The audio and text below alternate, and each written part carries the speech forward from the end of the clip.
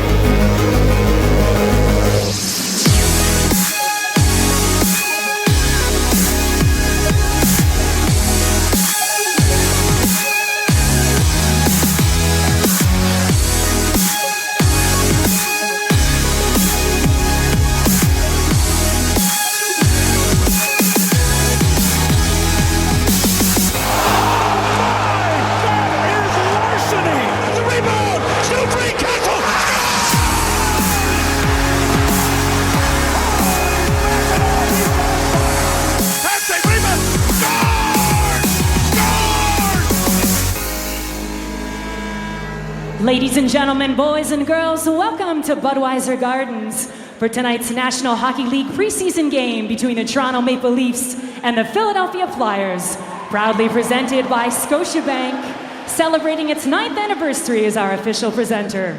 Representing Scotiabank are Catherine Hall, Small Business Manager for London, accompanied by Patrick Noonan, the Director of Commercial Banking. As part of tonight's game, Global Spectrum Facility Management, along with Scotiabank, are so proud to assist the Boys and Girls Club of London. Representing Global Spectrum Facility Management, we welcome Rich Trella here at Budweiser Gardens. With Rich stands Chris Harvey, CEO of the Boys and Girls Club of London, escorted by 13-year-old Hope Fisher-Lang and 11-year-old Skylar McCarthy.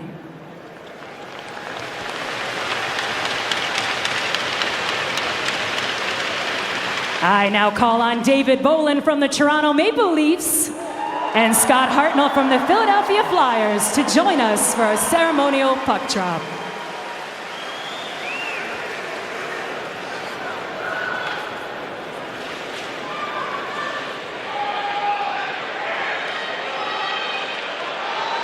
And once again, hockey fans, we thank Scotiabank, the official presenter of tonight's preseason game, together with Global Spectrum Facility Management in support of the Boys and Girls Club of London, in memory of Elliston Construction founder, Mr. Don Smith. Fans, at this time, we ask that you now please rise and remove your hats for the singing of the American and the Canadian national anthems, to be performed by classical soprano vocalist, jazz and opera songstress, London's own Sonia Gustafsson.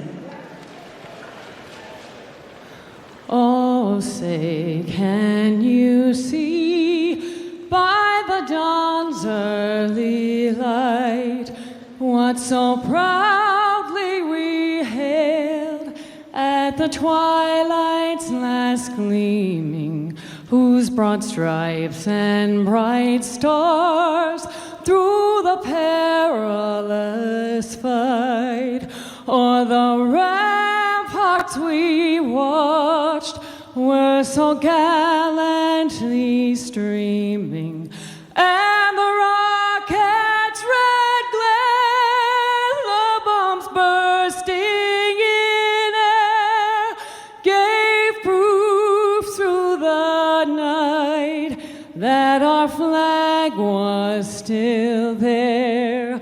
Oh, say, does that star-spangled banner yet wave for the land of the free and the home of the brave?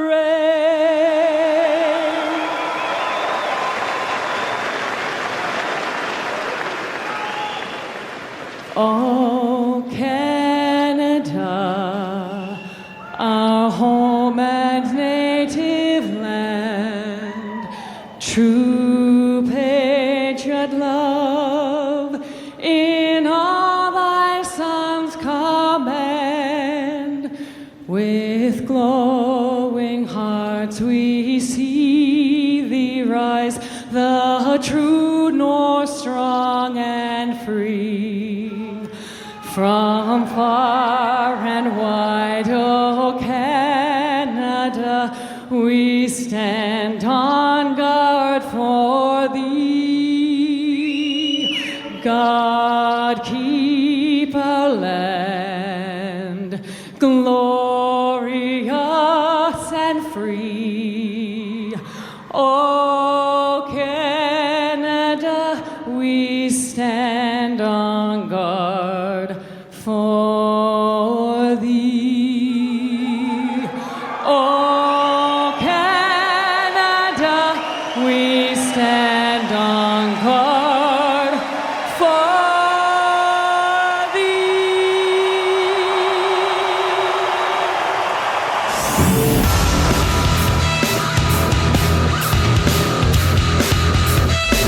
Philadelphia Flyers against the Toronto Maple Leafs.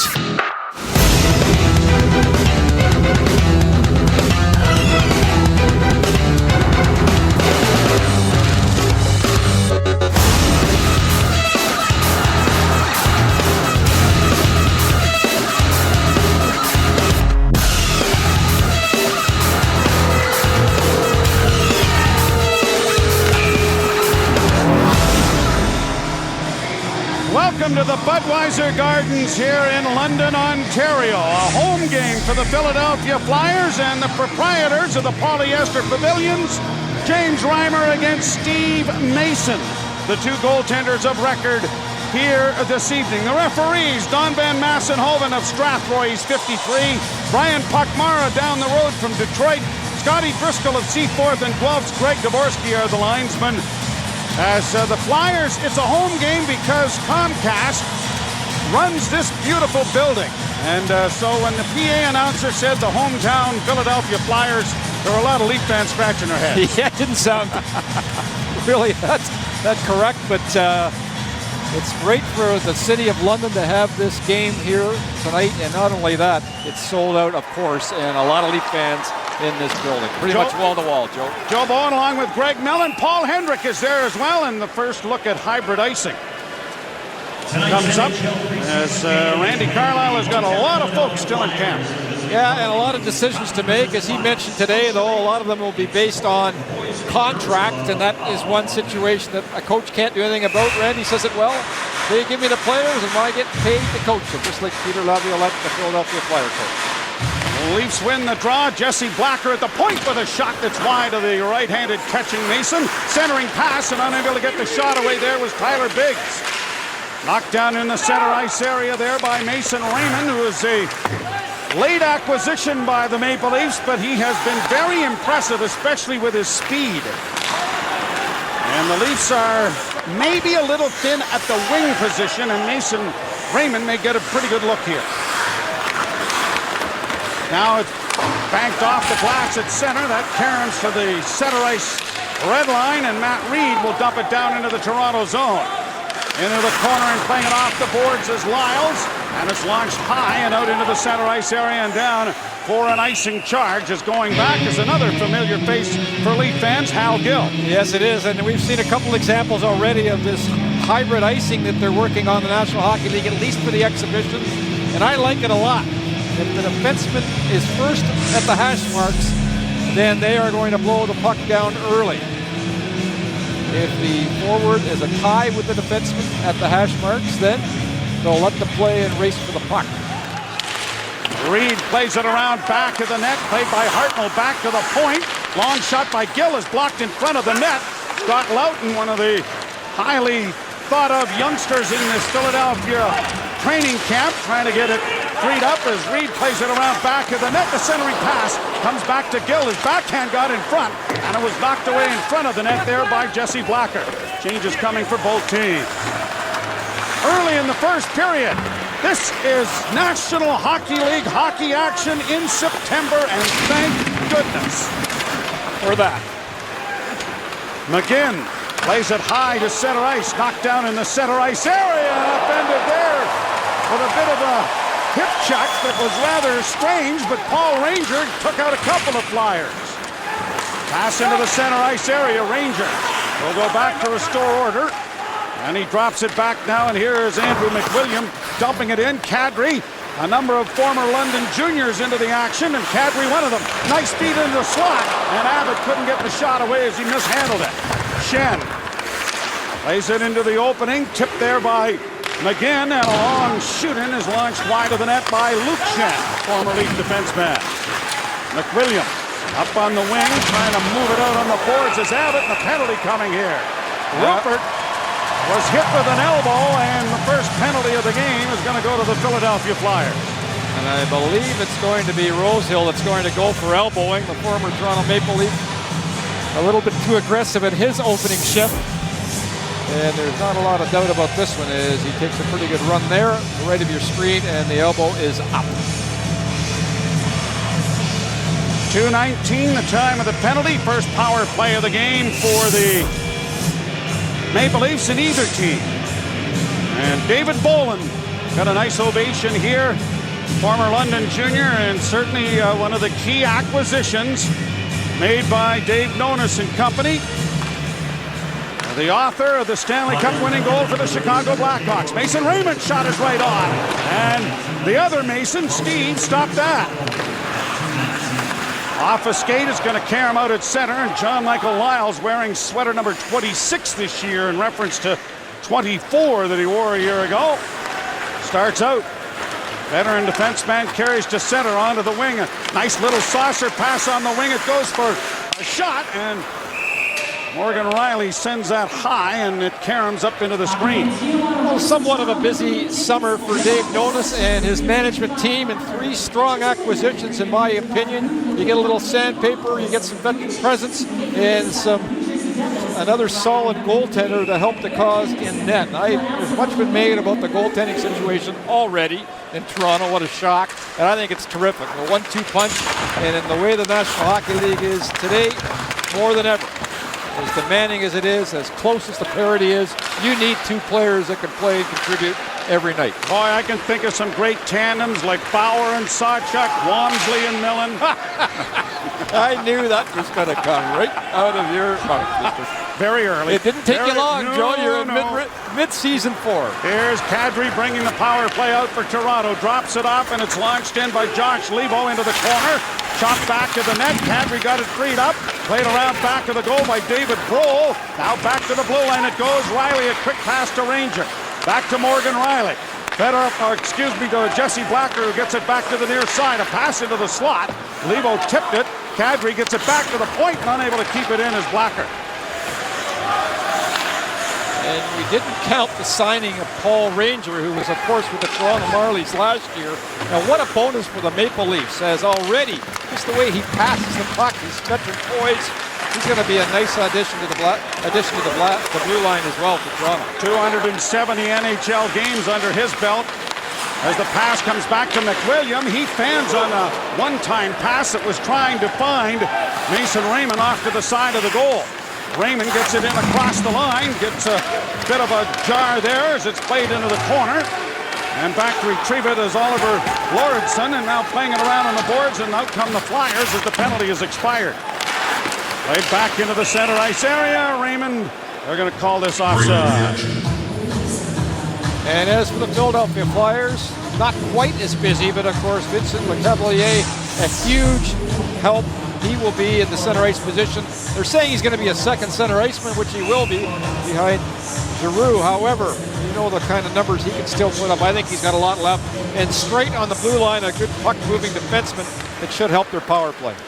They're very deep at center ice, and Braden Shen's playing the wing here tonight, and that may be a bit of an audition as far as the Flyers are concerned. They've also got Sean Couturier and Scott Loughton, who is playing center here this evening, is highly thought of as well in the Flyer organization. Pass on the near wing. Devone couldn't get it in over the line, and Brody is up forechecking for Toronto as Andre Mazzaros, the veteran, takes it around back of the Flyer goal. No score. We played 5 minutes.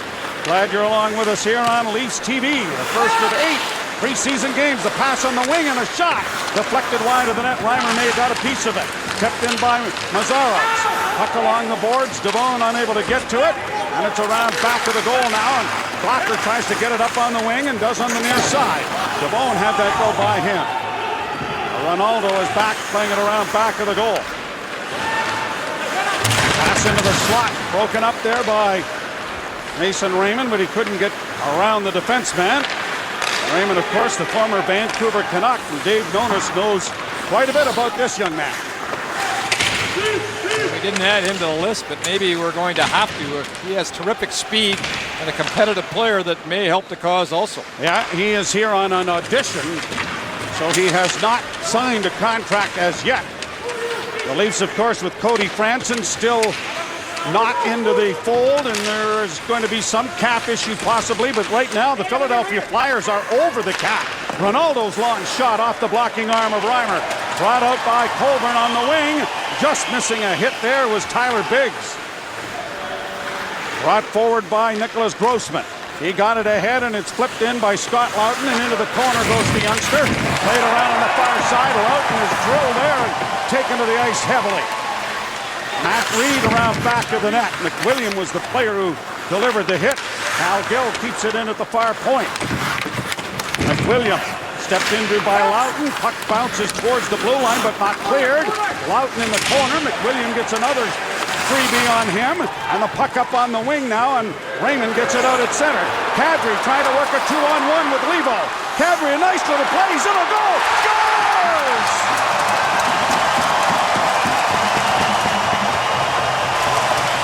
Can't teach that. He loves to play in this building. Speed and patience. 2 qualities that equal goal. And a nice breakout here by the Toronto Maple Leafs. The Flyers get caught in a 2-on-1, but he just goes right to the middle of the ice, waits, then comes back against the flow on Mason. And a good play off the boards, but he'll just curl and drag this and a little bit more, and Hal Gill overcommits early to Nazem Kadri. The minute he leaves his feet, that allows Kadri to get to the center of the ice and beat the goaltender, Steve Mason, to give the Leafs the 1-0 lead. Josh Levo did a nice job of going to the net for him and taking the defense as well, but Kadri, with that wonderful patience that goal scorers have an abundance of, opens the scoring. And for Steve Mason, it's tough because you're going across with him. There's an extra delay. You got to be patient, and you lose your angle a little bit. Kadri was smart enough to go against the flow with his shot and make a perfect shot up over his glove. Raymond draws one of the assists, and the Maple Leafs have a 1-0 lead. McWilliam draws the other assist for Toronto, and he has the puck now at center ice and shoots it in. Doug Clarkson of the Mimico Clarksons out there on right wing now for the Flyers. Here's a batted pass in front, a shot, scores! Troy Brody in front of the net. He's not known for that.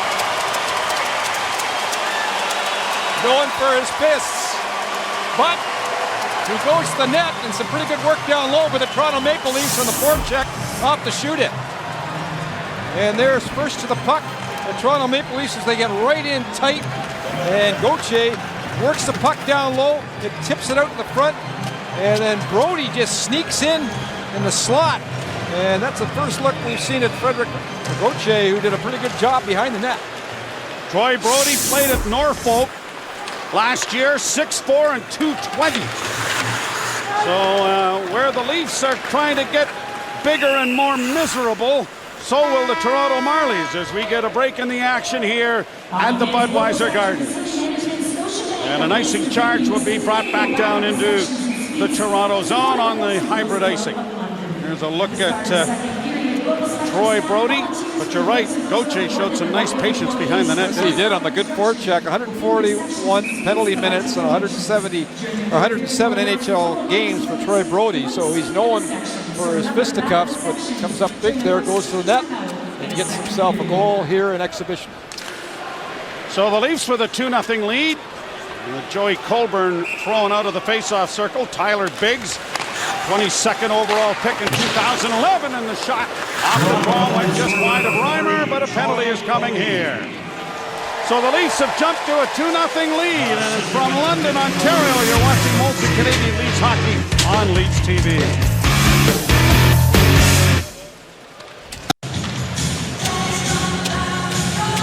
Jesse Blocker in the penalty box. He got caught for high sticking, so the Leafs will have to kill off. Penalty here, and here's Gauthier behind the net. The first good look at the Leafs' first-round pick in the last draft. He does some really great work using his size. He's 6'5". He's got great reach. He ends up with the puck, throws it to the slot, and a real nice play by the youngster to give the Leafs a 2-0 lead. Hartnell gets it into the corner, now back to the point. Lazzaro's to the near side. It comes, and a wrist shot is wired wide of the goal by Scott Loughton. Laid up along the boards. Here's Hartnell again. Back to Loughton. Back to the point it goes. Mazzaros returns the favor. Loughton with a pass to the other side. Unable to get the shot away. Now to Mazzaros. A shot blocked in front of the net there by Tyler Biggs. And a big save made by Reimer. Loughton in front of the net, and Reimer makes the save. I think Lott thought he had a goal. I mean, he got it off in a hurry, and Reimer had to get across in a broken play. So he was down a little bit in the butterfly as there's a block initially there by Biggs, and then there is that save coming across. There's the block. The puck ends up right on the stick of Lott. What a save and terrific transition by James Reimer there on that play. If there was one area that was the biggest improvement in this hockey team a year ago, it was in this aspect of the game, penalty killing. 28th in the league in 11-12, second last year. And Randy Carlyle blocking shots, being physical, good icers. Winning draws for puck possession. Yep. Mazzaros to the far side. It will have to maintain itself if the Leafs are going to be an improved team again this year. Back to the point it comes. Mazzaros with it again to the near side. Loughton having difficulties with it, and the Leafs are able to ice the puck as Holland sends it out and down the ice. And that won't hurt having Bolin to kill penalties as well, Joe, this year. Paul Hendrick down at ice level with us. A Schen's backhand was steered wide of the net, intended for Hartnell in front of the net. The Flyer power play with LeCavalier and Mark Streit added to it, which it already was very good. Third in the league last year. Should be improved if you can fathom that. They're an area that really has to be improved. Other end of the rink. Goaltending. Here's Luke Schenn firing it in off the boards and around to the far side. Pushed down the boards and in there by McGinn. And will Emery and Mason be able to carry the load for the Philadelphia Flyers and give them some saves, something they didn't get last year very often. Played high off the glass around back of the goal. Time again trying to get it back to the point, and he does. Poked away there, and here's Mason Raymond pulling away with his speed. Raymond is in a goal. Scores! How are you enjoying the audition so far? Well, this kid has battled his way through injury, and he's got a lot to prove. And so far, it's early, but he's been doing it. And a terrific play here. He strips the puck, goes in one-on-one, and again over the glove on Mason. That's the second time in this game that they've been able to beat him there. Head up, rolling puck, and he roofs it right up over top of Mason's glove, and Raymond with some impressive speed gives the Leafs a 3-0 lead, and we're not even halfway through the first period. Now we are. Oh, thank you. The Leafs scored just one shorthanded goal a year ago. And they have a shorthanded goal here in their first exhibition game. Barros plays it into the corner. Trying to dig it out is Holmstrom for the Flyers and gets it up on the wing. And the pass comes back now, and Mazzaros is just going to bank it down into the zone. Going in there after it is Zach Rinaldo, the Mississauga native. Trying to get it back into the corner is Holmstrom. He is ridden off the puck and is hooked up on the wing. And a hit there by the Leafs' Tyler Biggs freed it up to get it down into the Flyer zone. Mazzaros around back of the net. Plays it out into the center ice area. Now brought in over the line and down into the corner it goes. And breaking his stick, and actually having his stick broken for him, is the slash. And that will bring about a penalty. And the evidence is all over the ice. And Doug Clarkson is going to get a new piece of hardwood. Or the Leafs will go to the penalty kill for the second time when we return, leading 3-0.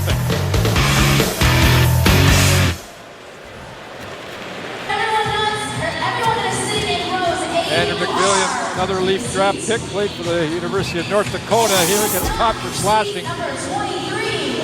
And the Leafs again will have to kill off another penalty. In the Luke Schenn draft, when he was taken 7th by the Leafs, Andrew McWilliam was taken 188th. And you have to give the Leaf scouts a lot of credit. And if you look at the way they've rebuilt this team through the draft, they've got a lot of good, solid draft picks, and not all in the first round. I mean, they've been able to spread it out and catch some players in late rounds, which is really a bonus. Yeah, Greg, they got Carl Gunnarsson that same draft as well. Played up on the right wing side, hustling after it is Troy Brody. And Brody fighting for possession, and it is cleared over to an open wing, and the Leafs are getting the remainder of their penalty killers changed as Loughton heads to the bench, and here's Schenn bringing it in over the line. Nifty little move there to get around Morgan Riley. Back to the point it comes. Sent in along the board. Schenn curling out with a shot. There's a rebound. Oh, and Reimer got across with the right pad. Made an excellent save. Bring on the competition is what he's saying, with a good early start for James Reimer here in the first exhibition game. Passed up on the wing by the Flyers' Schenn, and into the corner it goes. Riley freed it up along back of the net, but unable to get to it in time there with the Leafs to get it out. Schenn to the far side. Long shot is blocked in front of the net. Batted, and it will bounce out at center. And a race for the puck is cleared down into the zone by Josh Lebo. Innisville native playing it around back of the net. Hustles into the corner after it. Braden Schenn to his brother and left there, and now brought out by Nick Cousins. Sue Greyhound product gets it across the line. Clarkson's shot was blocked. Doug Clarkson gets it back to the point. A shot right on. There's a rebound. And it's chipped into the corner then by Paul Ranger. Near side, the penalty is over. Long shot. Scores from the blue line. Nicholas Grossman. I think it went the distance. And I don't think James Reimer had a peek at this at all, and it may have hit something on the way in. As the Leafs are doing a pretty good job killing this penalty in a broken play here. And just as the play is expired, the penalty's expired, there is the goal. And often it doesn't have to be a hard shot. It just has to hit the net and be directed through traffic. And you're right, Joe. That might have been Clarkson. That might have been Clarkson in front, and now we got a battle. David Brohl and Doug Clarkson. Now taking your helmet off now is an additional penalty. So Brohl trying to throw jabs, Clarkson trying to throw a haymaker. Brohl, a 2011 draft pick. Clarkson spent time with Toledo and Trenton of the East Coast League last year, and so far, not much in the way of landing punches. Well, the helmets went off, so they will be gone. And they're talking about it, and Brohl takes his helmet off right away, and then Clarkson did as well afterwards. So Clarkson and Brohl will get fighting majors. And the official now explaining the rule to Randy Carlyle. An extra 2 minutes for unsportsmanlike conduct will be given to the players as well. So they'll each get 2 extra for removing their helmets. Oh, 5-7. What the heck's the difference? Funny one. I get what they're trying to do. Well, yeah. And it's the right idea. whether that stops or not. Levo's shot. They're 0 for 1. Yep, went wide of the net. Devone gets it back to the point.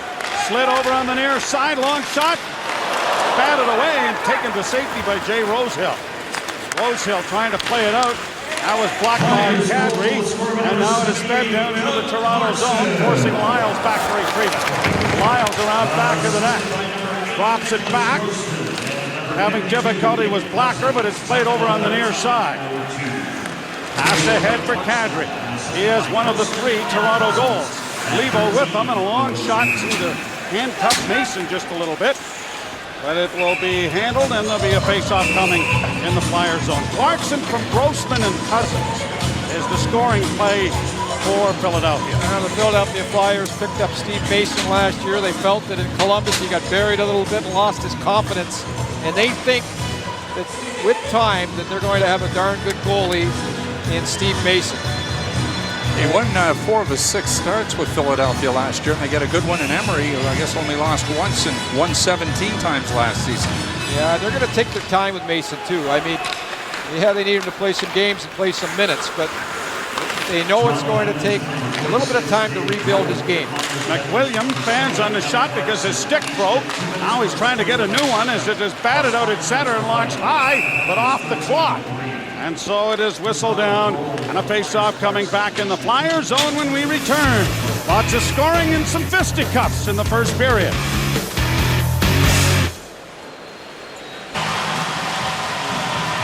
Well, we have some special news. Gentleman who played a lot with the Toronto Marlboros, a fairly familiar face. Someone named Harry Neal is going to be joining us in our broadcast booth here for many of our Leaf TV games. I'm not really familiar with his work. No. Has he been in this industry? I think he was with you for about 15 years, Joe, and we are absolutely thrilled to have Harry. Of course, he's going into the Hall of Fame this year, and I can't wait to be right beside him again once again, and I know, Joe, you feel the same way. I sure do. It's going to be a lot of fun. Good to see Harry back in the Toronto area, and we'll have some fun with him. We'll do 7 of our games on Leafs TV, and starting up next Saturday, or Sunday rather, in a Leafs TV home game at the Air Canada Centre. And Joe, those were his original teeth in that picture. Yes. As starting already. As well as his original hair, which is also important. Down into the corner it goes. Ranger trying to get it away from Hartnell. Place it back up on the wing. And Rupert tries to get it freed up. He has it again on the boards, but can't free it. Hartnell, a shot onto the chest and into the glove of Reimer, and held with 5:13 to play in the period. I really like the game so far of James Reimer. You couldn't fault him on the goal. He's been steady. His rebound control has been terrific. And you look at his last 3 years as well, and some pretty solid numbers that he has been putting up. .915 save percentage. He won 19 games, lost 8 and 5 overtime or shootout losses. Yeah, he has been everything as advertised. A shot deflects off Reimer and goes over top of the net. And he's embracing the idea of a little bit of competition here as well, I'm sure. Puck out into the center ice area. Turning with it now is Nick Cousins. A pass up onto the left wing side, pushed in over the line by Cousins, broken up and fed back out into the center ice area by Morgan Rielly. I would think we're going to see a lot of Morgan Rielly in the preseason. And maybe 7 of the 8 games, maybe all 8 games.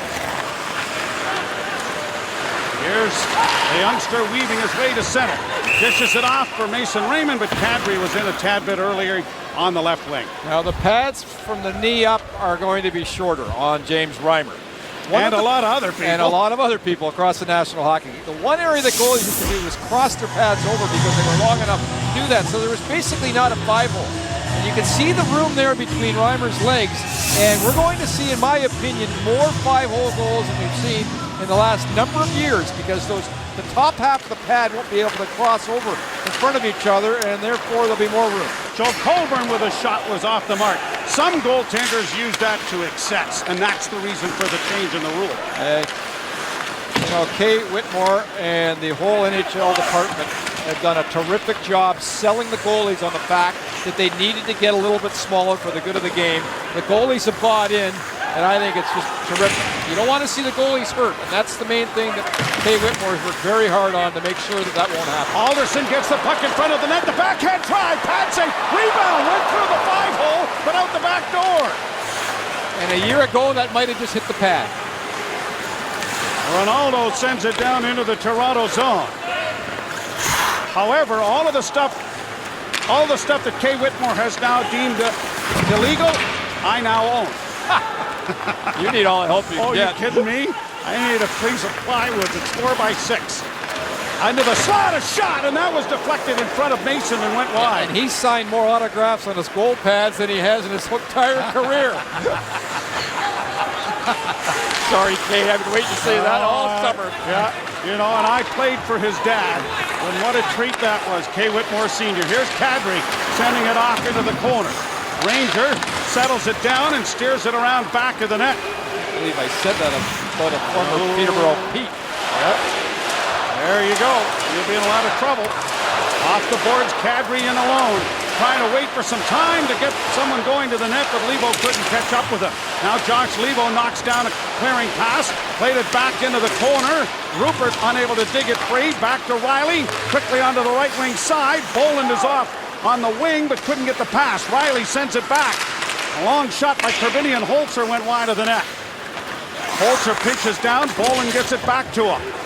Lots of time to step in, and the shot is into the breadbasket of Mason and held for a face-off. We get some pushing in front of the Flyer goal with 2:19 to play.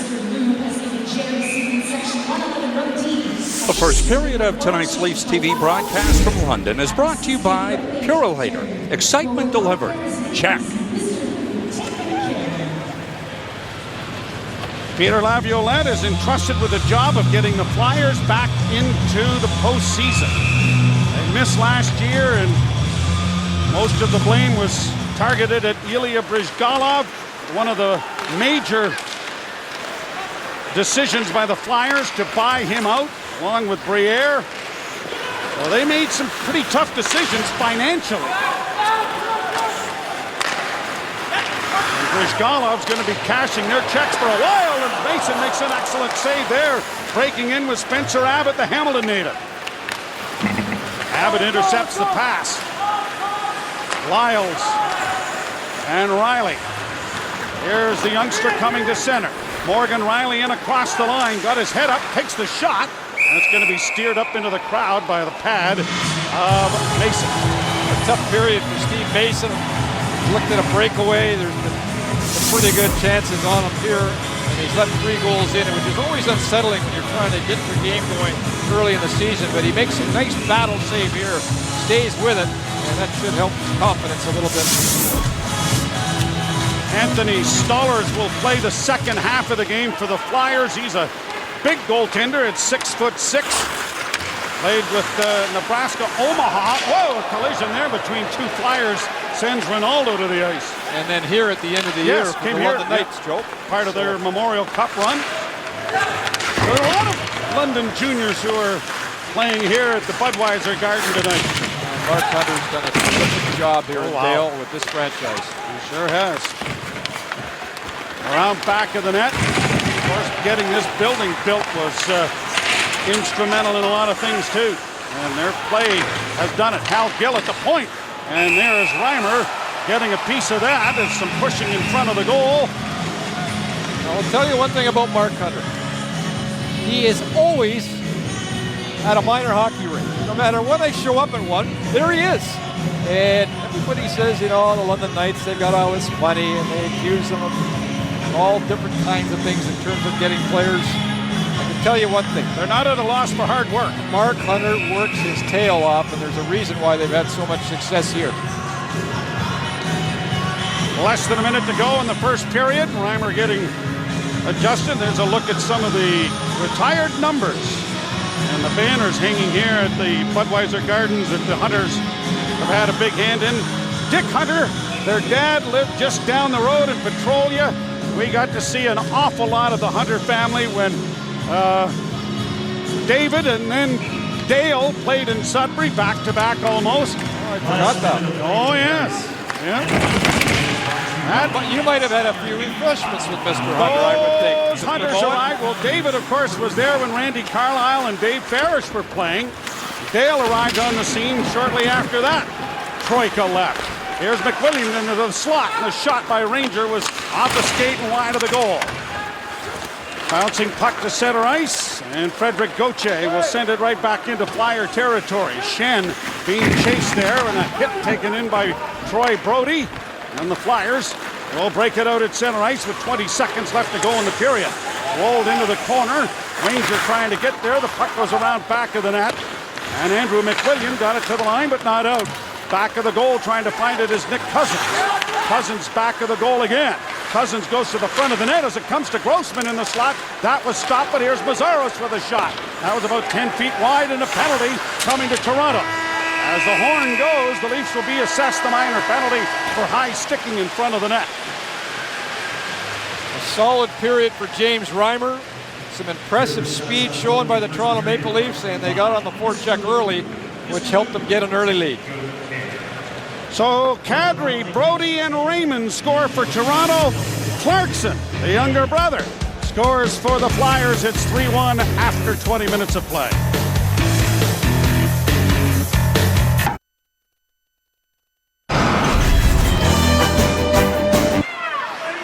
Jelic loses a puck to Strome. Ryan Strome with the puck. Could be, as we were told, the best player in the GTHL. We'll keep an eye on him this afternoon. Now DeCarlo, back to Strome. Back to DeCarlo at the line. He stops it with his skate. Moves in, winds up with a slap shot. That doesn't get through. Rebound, they score. Broll in front of the net. Puts it in, and the Marlies lead it 1-0. David Broll is indeed the goal scorer. He wears number 9 for Toronto. Dave, we're going to show you your goal here and get you to talk us through it. Maybe you can start. Tell me how it all came together. Well, Ryan Strome passed it to the point. A guy named Eric right there. He shot it. It hit off me, and then there was a rebound, and I just tipped it in. How did it feel to score a goal on Air Canada Center Ice? Really good. Pretty good? Yeah. What are you going to do with the puck? Shoot and score. Shoot and score. Thanks, David. Good luck with the rest of the game. Back up to you guys. That was November 8th, 2003. A decade later, he hasn't changed much. We welcome back David Broll, an articulate young man 10 years ago with Jennifer Millard.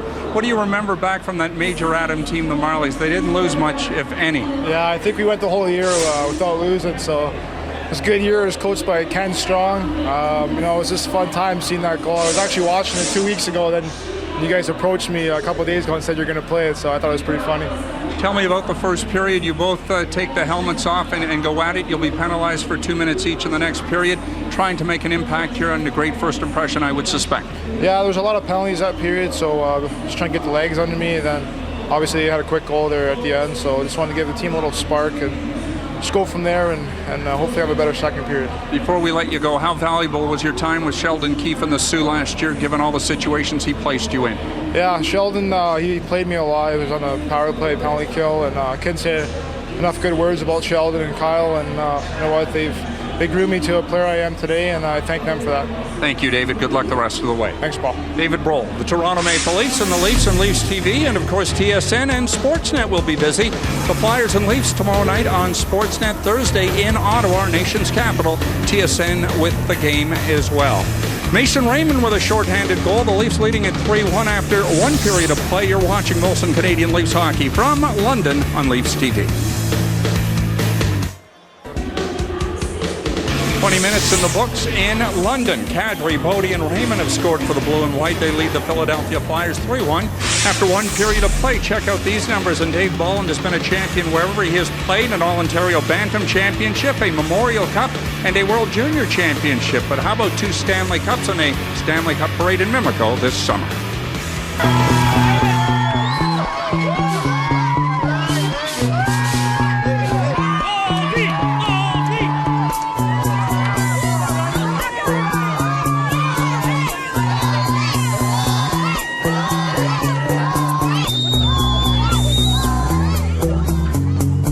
What's your message to all the fans who are waiting for a win next year? We want the same thing next year. What's your For message? sure, that's what you want. Hey, that's whenever we go to camp, that's what we go towards. We're always working towards the Stanley Cup. That's our main goal when you go to work. It's 30 years, so we're striving for that. And that's what we're going to do. you're in the moment right now, but can you imagine what would happen to this city if you were wearing the other jersey, bringing this out here? I don't know. I'll just have some fun with it today and enjoy it. It's the second time you've done this, obviously. Is it any different? Yeah, it's a little different, but it's to bring it back and have fun with the crowd. I just want to say thank you to everyone for coming. It's sad leaving Chicago, but happy being a Leaf, and let's have some fun with the Cup. That's all you can say. This is a great event, and it's great to see everybody out here today. We love you! Dion Phaneuf is entering his 9th season in the National Hockey League. He has won a couple of World Championships for Canada, hopes to go to the Olympics, and eventually one day win a Stanley Cup. Let's hear from the Leaf captain. Hi, I'm Dion Phaneuf from Edmonton, Alberta. I was drafted 9th overall by the Calgary Flames in 2003. I was acquired by the Toronto Maple Leafs on January 31st, 2010.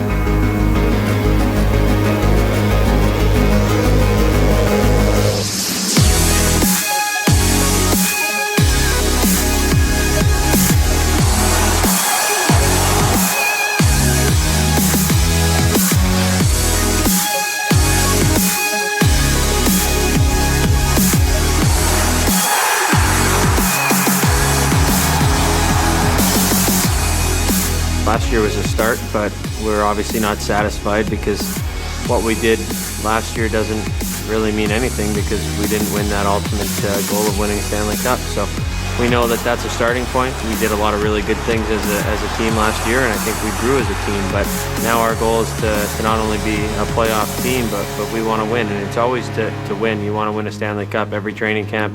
You come in with that goal, but I feel last year we really took some steps as a team in maturing as a group. Over the summer, we added some real good depth to our team with Boland and Clarkson up front, and obviously with Ranger coming in on the back end. He's a guy that's played in the league a lot before, so the guys that we added are really going to help us, and Bernier and Ned is going to come in, and him and Rhymes are going to push each other to, for that number 1 spot. So I think the competition during camp is going to be great, not only in that position, but in every position, and the depth that we added is only going to help.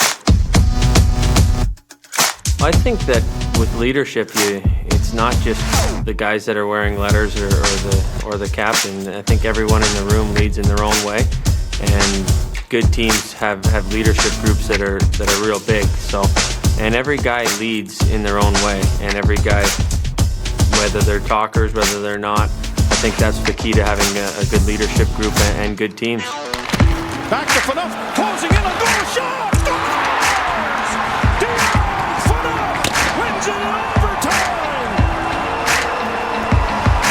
To be honest with you, it flies by, and I've said it a couple of weeks ago when I was asked going into my 9th year. I remember my first training camp and guys saying, make sure you enjoy it. And then when you play halfway through your year, you hear older guys saying, wow, it's flown by. And you don't really sit there and think about it until I'm coming into training camp this year, and then people bring up that I'm going into my 9th year in the NHL. It's been a long time, and you definitely learn a lot. But with experience, you definitely learn day in and day out different things throughout my career, and I'm definitely a different player and a different person than I was when I came in.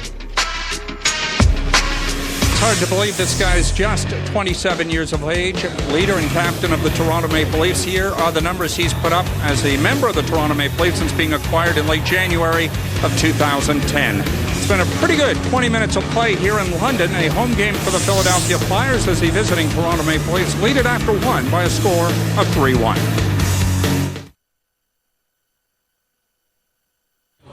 Wow, Marco. Leafs TV never leaves the rink. TML Talk Game Day Skate returns for yet another year. Tomorrow morning it begins at the Air Canada Centre, 10 o'clock, as we set this game up, the Flyers and Leafs. Molson Canadian Leaf Nation pregame show back on Leafs TV tomorrow night at 6 o'clock.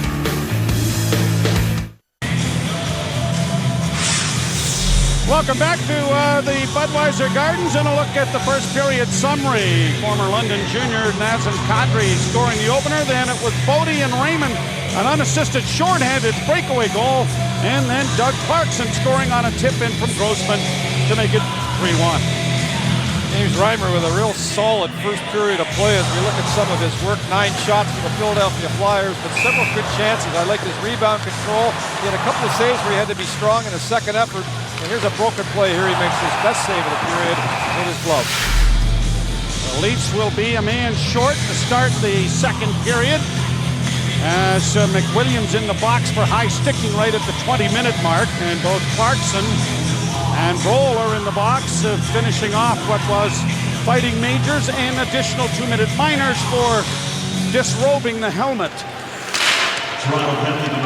So the Leafs a man short to start the period, and Paul Ranger has sent one of those bouncers down on Mason. And the Flyers go back to start their power play out with Andre Mazzaros, the veteran, getting it up on the right wing side. Launched in and in over the line. Here's Hartnell going into the corner. Dragged it along with him. Banks it back to the blue line. Reed to Mazzaros. Mazzaros' wrist shot right on. There's a rebound, and Mazzaros is going to get to it, or will he? No, he won't. Cleared out by Tyler Biggs. 6'3" and 224 is Biggs. He and Lawton know each other quite well from playing with together in Oshawa. Played back to the blue line. A long shot is bouncing. Still in front of the goal. Dug out by the Leafs. Ranger gets it out and down the ice. Who says we're not in mid-season form just yet? Sometimes your mind's working just as fast as mine, Nelsy. Thank you. Played in over the line. A little correction there, Joe, in the middle of a sentence. That's all right. We got her going. Played back to the blue line. Played over on the far side by Grossman. A shot right on. And the rebound is cleared off. Grossman to center ice. Gauthier had lost his stick. And now has recovered it. You need a lot of stick if you're Mr. Gauthier at 6'5", 215 pounds. The Leafs have an enormous team as far as height is concerned on the ice here tonight. There's about 4 of them that are over 6'4", 6'3". Shen can't find the top corner on the short side. Back to the blue line. A shot by Luke Shen. Oh, ow. That is Jesse Blacker struggling to get to his feet. And he's staying out there to try and help because he can't get to the bench. Now he'll get there.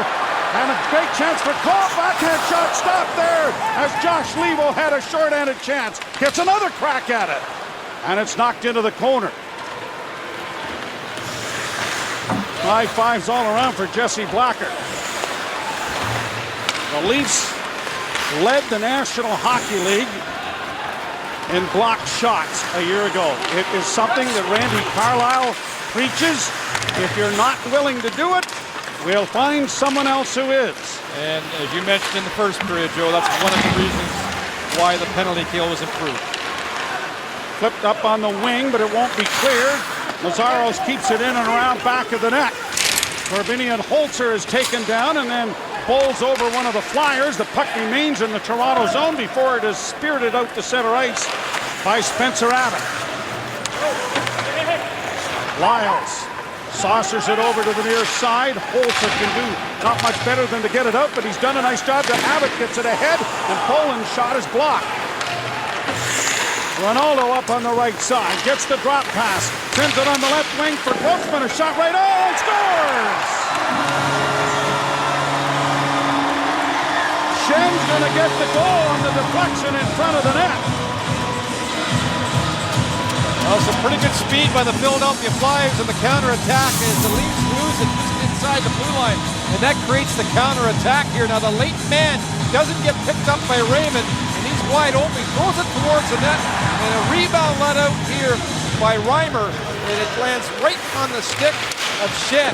It's a real nice hand-eye coordination by Shen in tight, and he rattles it right off the crossbar. He'll sneak in behind the defense and then push out a little bit as Holzer loses him in front of the net, and Shen with a beautiful goal to get the Flyers back in this game. Gustafsson with a nice play as Kadri brings it back in over the line. His shot is deflected, and it's grabbed off by Rob Borgson and brought to center ice by Philadelphia. Hip check trying to be thrown there by Andrew McWilliam as the puck rolls in on Reimer and is held, and then some shoving in front of the net. Paul Ranger having a word or two there. The Philadelphia Flyers feel that Braden Shen can give them a little more offense than he did last year with just 8 goals on the season. And I can tell you that just by watching that last goal, it gives you a little bit of an idea of why they think that. That was a play in tight. He found the puck right away on a stick, bang off the stick, and right off the crossbar and in. Well, the LA Kings got so much in the deal now that Carter and Richards are together again. But Braden Shen has had just 20 goals since coming to the Flyers with the trade. Now, arguably half a season last year as well, but your point's well made. They expect more offense from him. Hartnell trying to drop it back, going to the other pass for Hartnell, and it was just tipped wide as Lawton sent it in there on a nice feed. Cleared to center ice. A real good, solid defensive play by Blocker there. It might have saved a goal. Lawton couldn't control it. Leafs back in their own zone. Andrew McWilliam gets it ahead, and Luke Shen goes back to retrieve the puck. Up on the near side for Matt Reed. Reed works it in, looks to drop it back, had it swept off his stick. Blocker back into the fray after blocking that shot. Out cleared up on the wing and tipped to the line, but not out. Mazzaro's keeping it alive. Mason Raymond got it freed up, but he couldn't get the puck. And now it's out at center and backhanded in on a delayed offside. Lyle just trying to extricate his stick from the Flyer. He was there for about 30 seconds trying to get negotiating. That's right. Couldn't get it unpried from underneath an armpit. Al Raymond sends it into the slot area for David Boland, and he couldn't get a shot away. Boland around back of the net. Colburn unable to help him out, and Braden Shen starts back for Philadelphia. The Leafs will be the Flyers' first regular season matchup. It'll be the second game of a 2-game road trip for the Leafs, who open in Montreal and then go to Philadelphia the next night. Flyers play it back. Hal Gill with a shot, and that just went by. There's a rebound. Scores! Nick Cousins, the Belleville native, has tied the game at 3. This kid knows where the net is. He was among the leaders in the OHL all last year for the Sioux Greyhounds, and had a big year for that hockey club. And this puck is going to go wide on a giveaway here. The Flyers get puck possession, and they roll it down to the point. And here's the shot that goes wide, and Reimer can't get back in time. And as you see, Nick Cousins, he'll just sneak in the back door there as the puck is wide, but Cousins just eludes his check.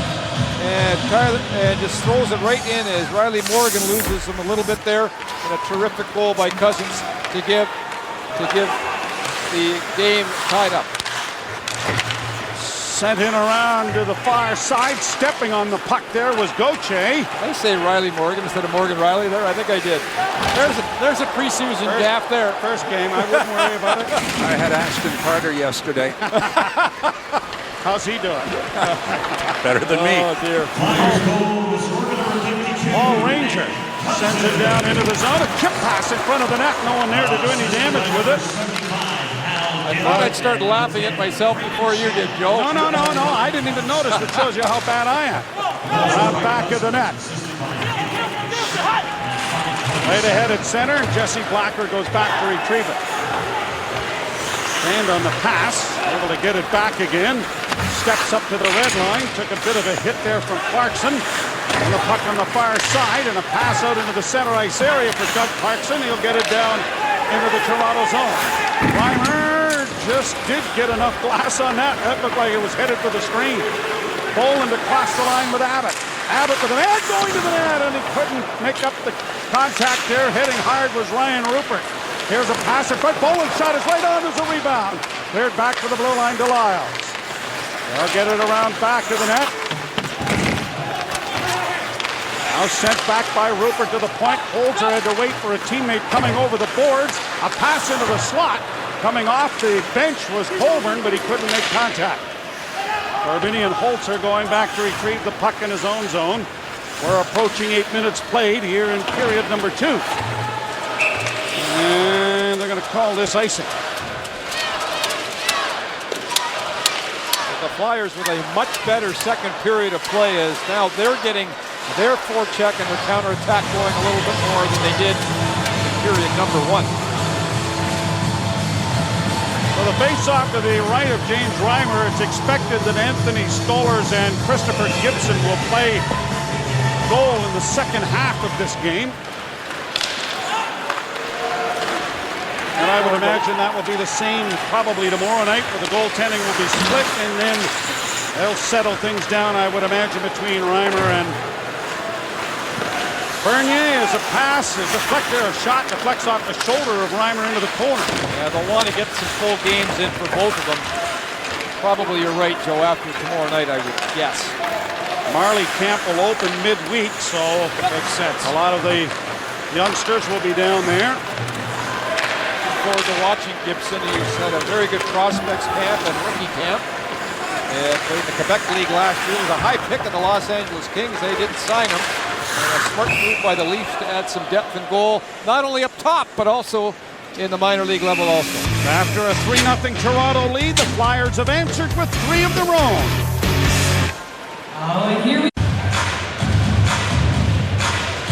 A goaltending change for the Philadelphia Flyers. Anthony Stolarz will go into the net. Of course, he plays junior here for the London Knights.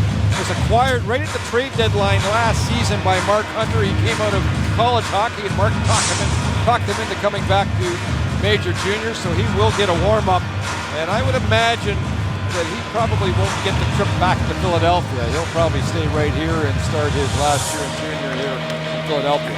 Yeah, this is London, rather. I'll tell you, Greg, the London Knight team this year might rival the greatness of the London Knight team of 2005 that won the Memorial Cup and hosted right here in this building. We got so many good young players coming back. They'll be good. Yes, they will. And here comes Christopher Gibson. They're going to take some time to warm the goaltenders up. Randy Carlisle said, well, you might as well do it here too. Yeah, get the pucks down there and warm them up. Reimer getting a good cheer for his effort tonight. Yeah, Chris Gibson, his dad, a black box or kickboxing champion, black belt kickboxing champion from England. Mom from Finland, went to England 1 year, brought his dad back. They eventually got married, of course, and thus the Finnish Gibson. Great kid. He spent 5 years in North America, won a Telus Cup at Notre Dame College in Wilcox, Saskatchewan, and very much at home in North America. Well, he'll get him. They're going to shoot the water bottle at him, too. If he stops that, he's in. And as I mentioned, he had a real good prospects camp, and that's when they got him signed right out of that after he played so well in July. And do you remember your first NHL preseason game where you got to go in? And how nervous you might have been, how butterflies are being handled here by both of these kids. And you know, you want to just get the first save, and then you're fine. You get going. The nice part for both of them, I think, is that, you know, they're in a junior rink, although it's full and it's still the National Hockey League, but obviously one's very familiar with the rink and the other kid played the Quebec League. So. Yeah. I guarantee you the game wasn't televised, Greg. The courtroom sketches was there. They were black and white, Paul. Played on the boards and down into the zone. Yeah.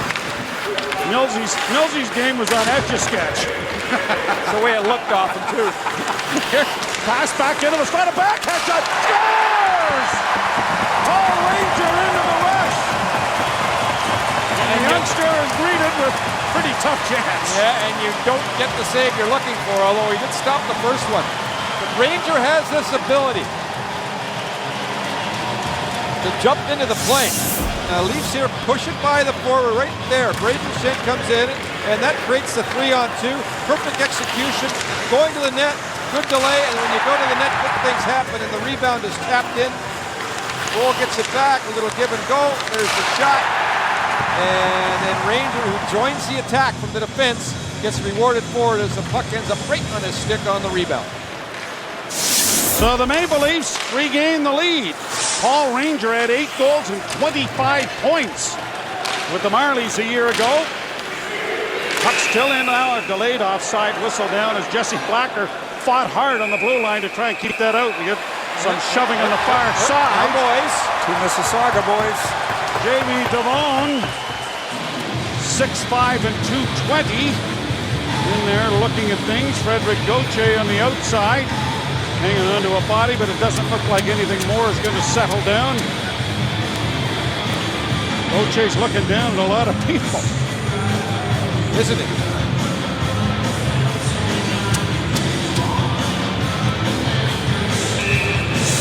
Tonight's Leafs TV broadcast from London, Ontario is brought to you by Molson Canadian, diehard fan and proud partner of the Maple Leafs.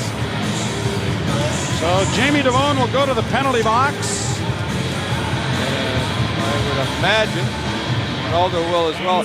I'm not so sure that Ranger won't be a better player, this is going to sound a little different to some, in the National Hockey League than in the American League, because he reads the game so well, and the positional play in the NHL is better, of course, than the younger American Hockey League.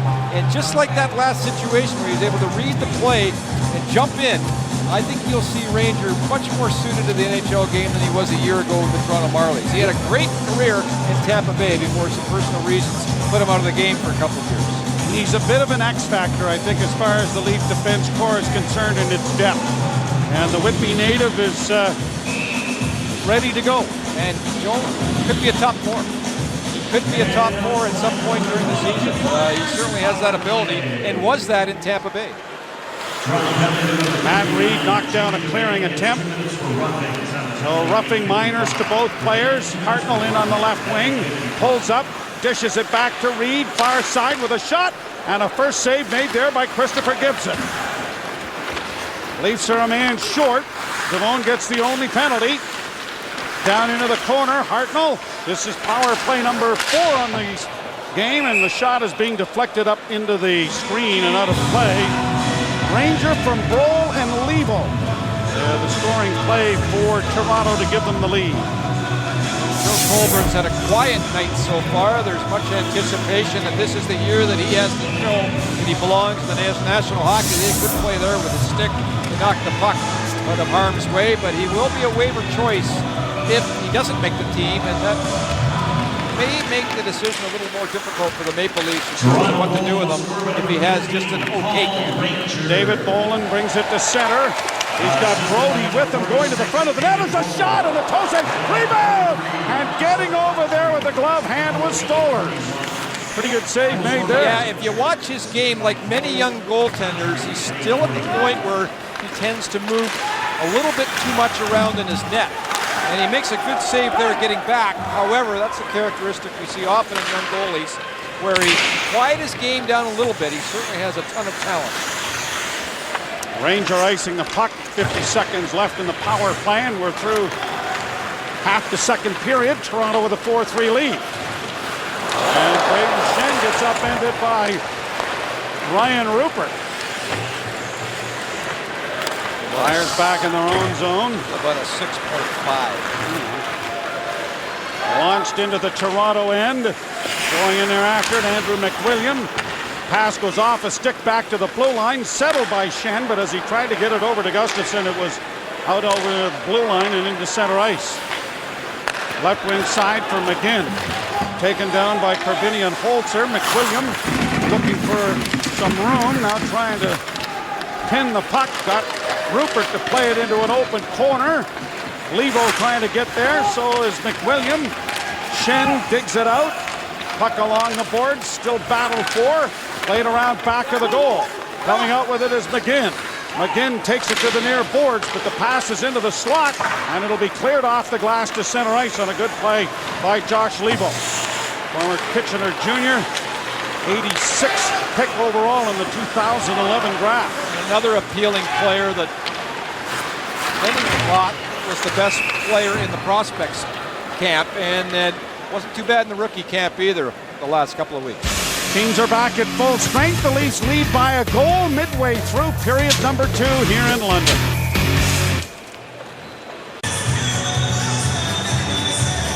Who would have thought that Ron Hextall would be this methodical, calm general manager, quiet, watching a hockey game, as he's now the assistant general manager of the Philadelphia Flyers, coming over from the Los Angeles Kings organization. And here's a couple of good saves by the youngster as he battles back after letting in, well, the second shot against him in this second period. In a perfect world, the Flyers would still have Bernie Perrott and Ron Hextall playing goal.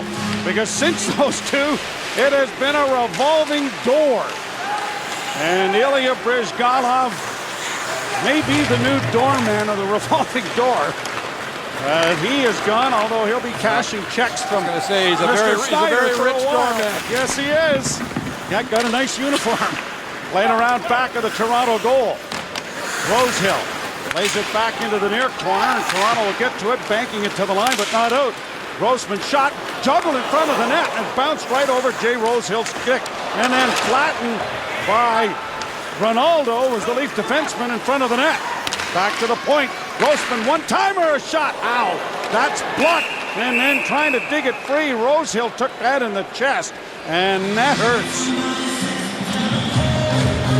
You know, the world of Twitter, Joel, I couldn't remember when you asked me my first exhibition game, but Paul Dunn on Twitter, the world of Twitter, and he reminded me about a game that I played, and I remember it now, in the old Windsor Arena against the Detroit Red Wings, when I was with the Pittsburgh Penguins. You know why I remember that game so much? Because the guy by the name of Bobby Clark, I went chasing out of the net so excited, he took his stick under the chin and started to skate with my face all the way up the ice. Looked at me, I said, "Hey!" He said, "Stay in the net, kid." Stay in the net, kid. Good advice. Good advice.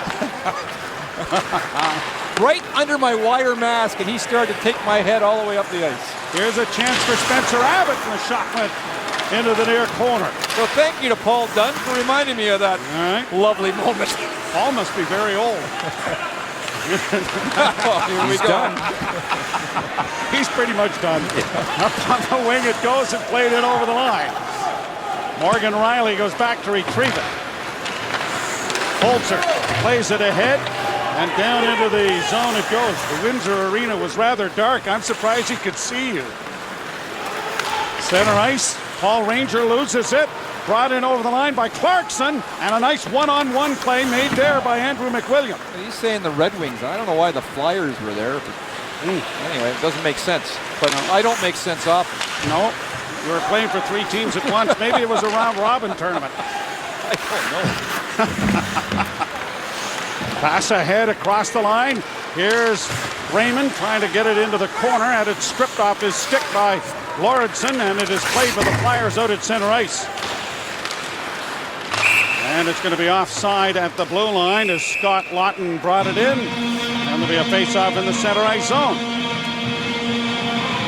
The second period of tonight's Leafs TV broadcast from London is brought to you by 5 Hour Energy.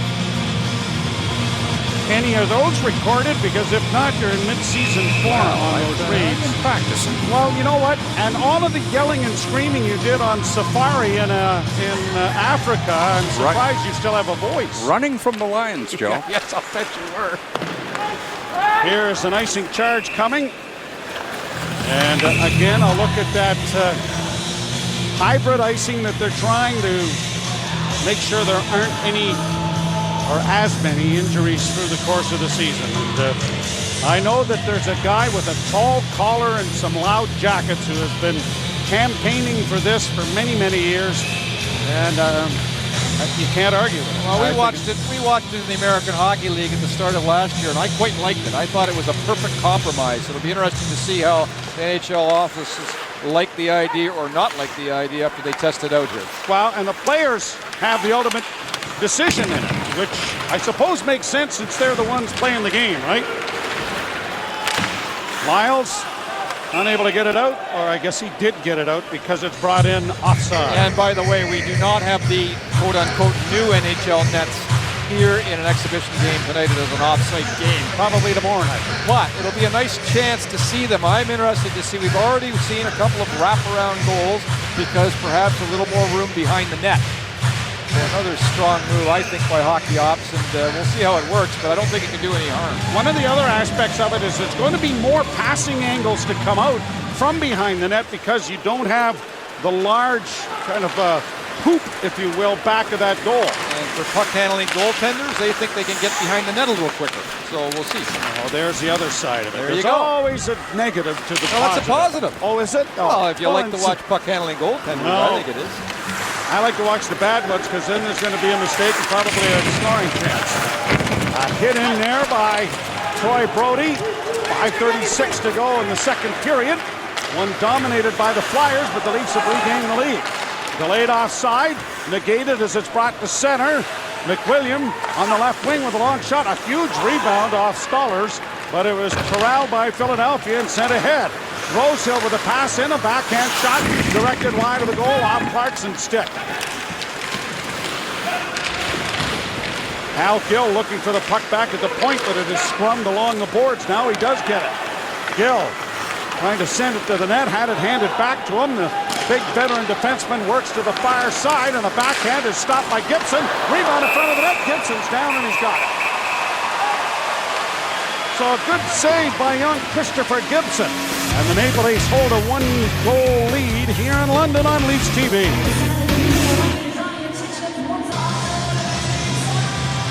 Well, our producer, Mark Askin, he's in mid-season form. As we look at the difference here between the new nets and the old ones, and there is it doesn't seem like a lot, but believe me, that could change many things. Now, the other thing I like is that the goalposts are angled now as well. That was a Francois Allaire idea years ago that the league has finally adopted, and you never know. Look at that. The wow in the old net, and more angle to pass the puck out from behind the goal. There's going to be some opportunities because of it, for sure. What we might see, though, because of and I talk about the thinness of the net, is that pucks are going to go in and come out quickly. There's going to be a lot of video replay from people not knowing whether the puck is in the net or not. Abbott. And even that remains to be seen a little bit. Yeah. In theory, though, Joe, you're right. Yep. We'll just see if that actually does happen. We want to thank our friends at Hockey Night in Canada for sharing that video with us. Back to the goal, played around on the boards by Lyles. On the near side, Abbott gets it out at center. Here's Colburn crisscrossing. Rupert takes the drop, passing the pass in front. Colburn couldn't get his stick on it. Hartnell with 4 minutes to play in the second period will launch it in. This is going to bounce in on goal and grabbed off by Morgan Riley. A hard pass at center, and unable to handle it the first time was Biggs, and then he couldn't corral it when he got a second opportunity. Hack, whack, and slash. Biggs back to Colburn into the slot, unable to get a shot away, and Shin takes it to the sideboards and is able to get it out. Holzer is going to knock it right back in again. Joey Colburn into the forecheck now along with Mason Raymond. And out comes Braden Shin to center. He has scored one of the Flyer goals. Along the boards it goes there for Cousins. A turnover, and here's Morgan Riley leading the rush. Kadri into the slot. Toe-drag! Oh, and he launched that just off the post and wide. Backhead in front of the net is cleared to center ice. Kadri looks good. I don't know if he's trying to put his show on here in his hometown, but when he gets the puck, he's been electric all game long. Well, his decision to sign the bridge contract and the Leafs saying, hey, play a full season the way you did half a season, things are going to work out for you in the future. Whoa, a hit there. Jesse Blacker stepping into his man. And you know, Joe, I was a little worried as well that was going to get ugly. And why? Because I've seen so many players. Now, there are exceptions to the rule, but I've seen so many players that are young that have missed training camp, and they just never seem to get back on stride in the course of the season. As we look at Jesse Blacker here. This is Morgan Riley. Morgan Riley jumping in, sorry. And there's a great chance by Kadri afterwards. And here's Blacker on Ronaldo. Goodbye on a good solid neutral zone hit. So a good move by Kadri to get signed, and a good move by the Toronto Maple Leafs to make the offer attractive enough that he can sign short term and prove that he deserves a long-term deal. And that's the tact that Dave Nonis and company have taken with Cody Franson. And Dave Nonis, the general manager, will join us during the second intermission to chat a little bit about the youngsters and how camp has gone. And even with Cody, at some point, he's got to get playing. And let your play do everything that needs to be done on the ice. Things will work out. Frederick Gauthier trying a long pass that was knocked out of midair by Holmstrom and sent into the Leaf zone. Yeah, the youngster Gibson out there, but the puck is cleared for him to center ice. And we may get a delay depending on how long this goes. There's a piece of the glass that is broken in behind the Flyer net. With a minute 48 to go, it may be a moot point that can be fixed during the intermission. Gill sends it down into the corner. Bodies go free. It comes back to the blue line. Rosehill filling in at the point. Now it is swept around back to the net. Played to the line. Rosehill is there again. Sent into the corner and cut off. Played around back to the net for Lyles. Lyles gets it up on the wing, and Brody gets it out at center ice. Gauthier is there. As it's launched into the corner, the Leafs will change. And it's 16 to go here in the period. Center ice for Gustafsson, sent in over the line. Deflects past Riley, who will go back for it. Here's young Morgan Riley. He's not very tall, but he's a stocky 210 pounds. Well, he's very intelligent for his age in terms of which decisions with the puck. Here's another good decision there as he sends it in around back of the net. And boy, can he skate. Centering pass, good save, the rebound. Great opportunity in front of the net there for Rupert. Flyers break it out at center ice. Reed back into the slot. Backhanded by Shen into the slot. It goes in a shot. Steered wide of the net by Gibson. Final 26 seconds to go in the period. Reed has it knocked away by Rupert. And a hand pass is going to be called with 19.2 seconds to go. And whether this is going to be, I think, just overlooked. They'll let it go, the pane of glass that we were talking about. Shots on goal favor the Flyers now 25-20. It was 10-9 Toronto after the first period. So a better period for the Flyers, who scored twice. But the Leafs have regained the lead on Paul Ranger's goal. Shen off the boards to center. Laid up on the right wing side there by Cousins. A block made and a good one by Andrew McWilliam as it's sent into the corner.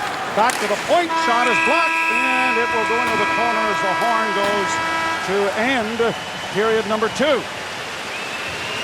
Good pace again to this period. It slowed down a little bit in period number 2, but we were set up for a pretty good-looking third period of play as the Leafs gained the lead once again with a second period goal.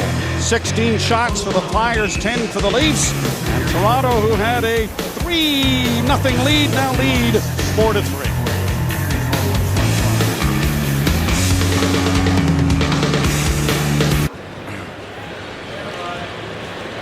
40 minutes in the books here in London. Toronto with a 4-3 lead, thanks in part to Paul Ranger's go-ahead goal late in the second period. Morgan Riley joins us. What's been the key to Toronto's ability to get back into this game after a tough start to that second period? I think we're just trying to keep it simple. I think we were trying to complicate things a little bit there at the start of the period, and that's when we got in trouble. But just got to keep chipping pucks and keep trying to get the puck on net.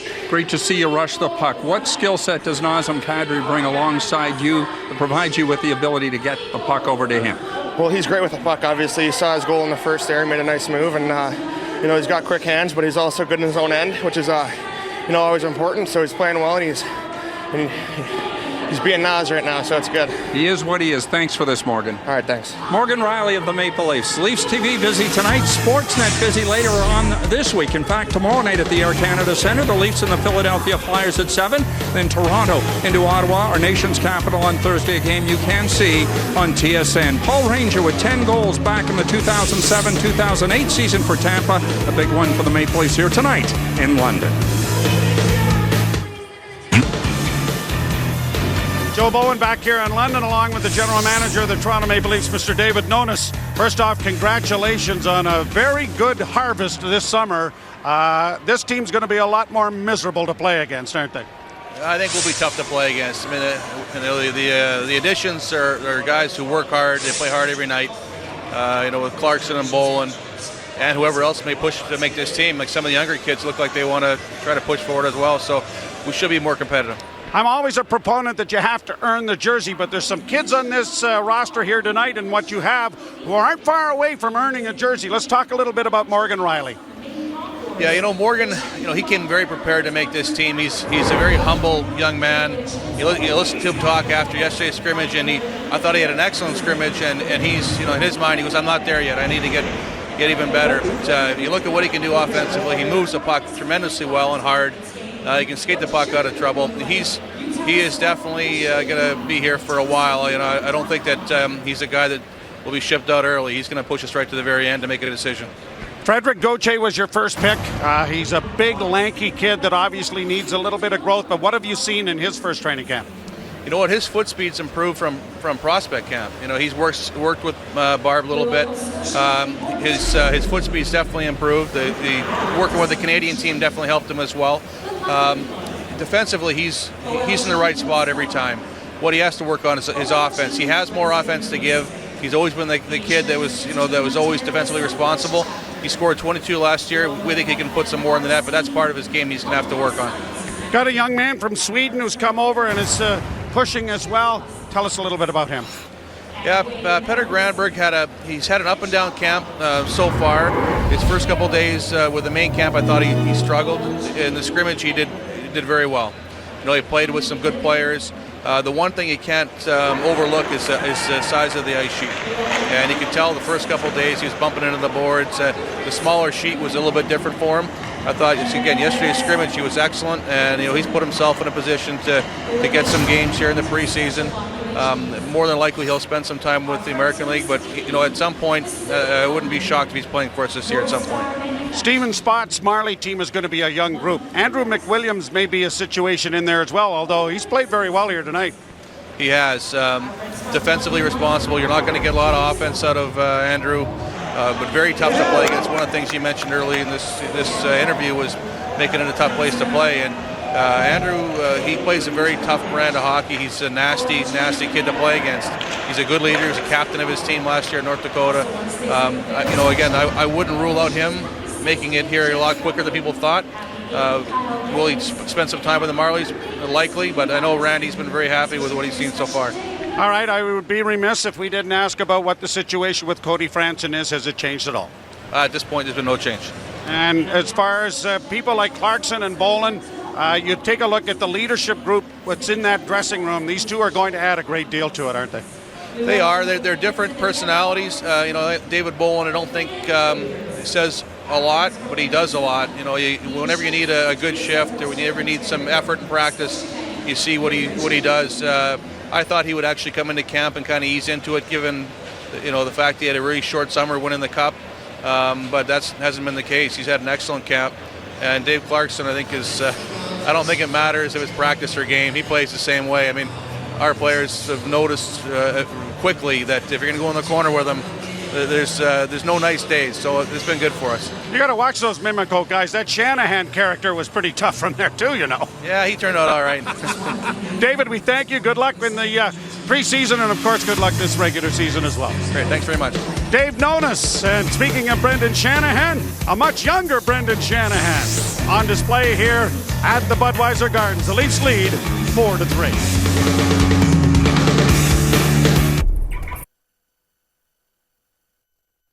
Hi, it's John Abbott out in Etobicoke, and as you can see, Purelator, a big part of today's festivities, proud partner of the Toronto Maple Leafs, and today they team up along with Colton Orr and Jay McClement to surprise Robert, whose family's had seasons tickets for 54 years. They were on hand to deliver him his tickets, the very first to get them for the 2013-2014 season. Leafs TV was there to check it out. How thrilled are you to have a Maple Leaf riding in your truck? I'm actually very excited to take, I guess, Jim McClendon with me. It's an opportunity. It's first time for me, so it's good to meet the guy.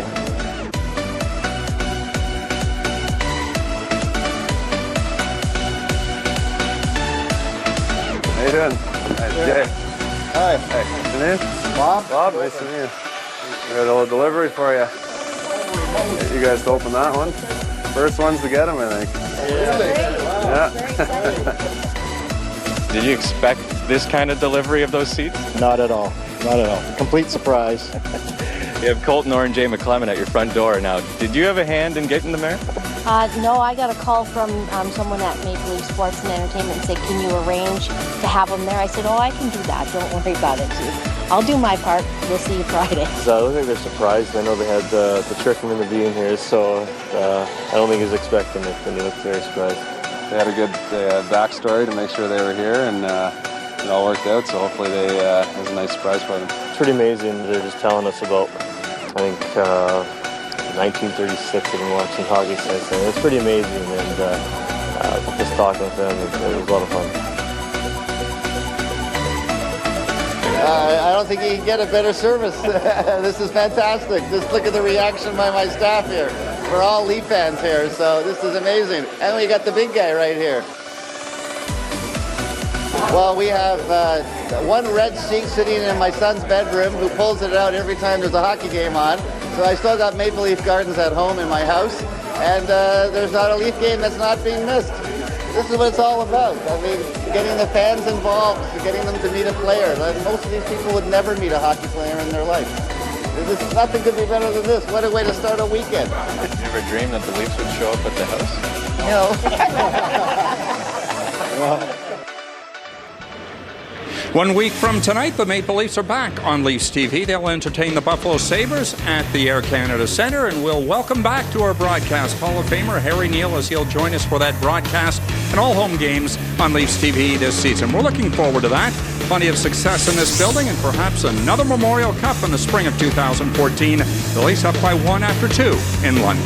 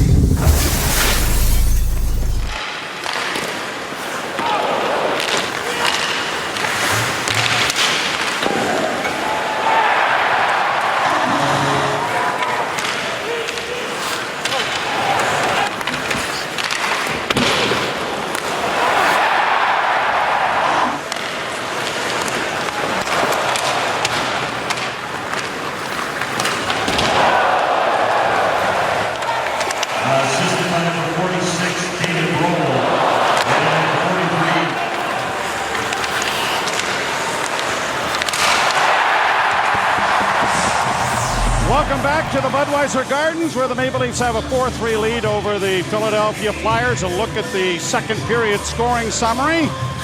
And then Paul Ranger with the go-ahead goal for the Maple Leafs from Brolin Levo. And there's Paul Ranger as it is chipped down in over the line. Kadri trying to get through. Looks for a man in front, and the backhand shot went off a leg and went wide, and out come the Flyers with Hartnell getting it in on the right side. Matt Reed tips it, a centering pass, and went right by Hartnell, and Kadri is back the other way for Toronto. Chased hard and taken into the corner, and a bit of a hook, and a penalty's going to come right there. Kadri, I just noticed he's got the A on tonight, and that's a bit of a significant play by Randy Carlyle. Of course, he's coming back to his hometown, number one, but also showing the kid that he's got a little confidence in his leadership abilities. And there is the hooking play there as Reed hooks on a little bit too long on Kadri, and when you've got that speed and skill, often you draw penalties, just like there. Lauritsen took a 10-minute misconduct penalty for saying something at the end of the period. And so the Leafs to their second power play opportunity of the game. Knocked down by Ranger. Mason Raymond into the corner. Abbott's in front of the net, but the pass intended for him by David Boll was blocked. Boll gets it, or at least Bolin gets it back into the corner. And around into the near corner, it comes on the near side. Holmstrom trying to get it out, but can't. Morgan Riley back to Ranger, and now back to Riley. Riley onto the near side for Spencer Abbott. Down into the corner for David Bolin. Back to the point, Riley. Ranger, a shot deflected just wide of the net. Good effort in front of the goal to get there by Abbott to redirect, but didn't get enough of it. Riley knocks that clearing attempt down, but this one is going to be sent down the ice by the Flyers' Rob Bordson. You know, throughout this game, it's been really hard not to notice Paul Ranger on this ice. The plays that he has made, that was another play there where he shot with a tip, it almost worked. He's jumped into the play to get a goal. He's been solid defensively. You have to be impressed with his game tonight. Lyles shields the puck from Scott Lawton. The puck along the boards is backhanded down into the corner. Round back of the net. Blacker turning. And he'll start out. Kadri swings for him on the near side, and there's the pass to the former London junior. Brohl sends it back into him. Kadri fakes the drive to the net, took it around back of the goal, but Braden Shen is there to get it out. Loose back in their own zone. David Brohl up on the wing. Lyles couldn't help out. Kadri is turned it back to Lyles, and now just 13 seconds left in the power play. Blacker with Raymond, chips it in, and he's going to go in there after. Jesse Blacker pushing it to an open wing. Penalty box door about to open, and Reed steps back onto the ice as it is shot down into the Toronto zone. These two teams will meet again tomorrow night to complete the, if you will, home and home affair, as this is a Flyer home game in London. Back to the point, McWilliams' shot is blocked. Far side, kept alive by Holzer, back of the goal and into the near corner. Raymond banks it back to the point, and it bounced over McWilliams' stick. The goaltender Gibson is going to come out and settle it down and play it ahead himself. Unable to handle it was Tyler Biggs.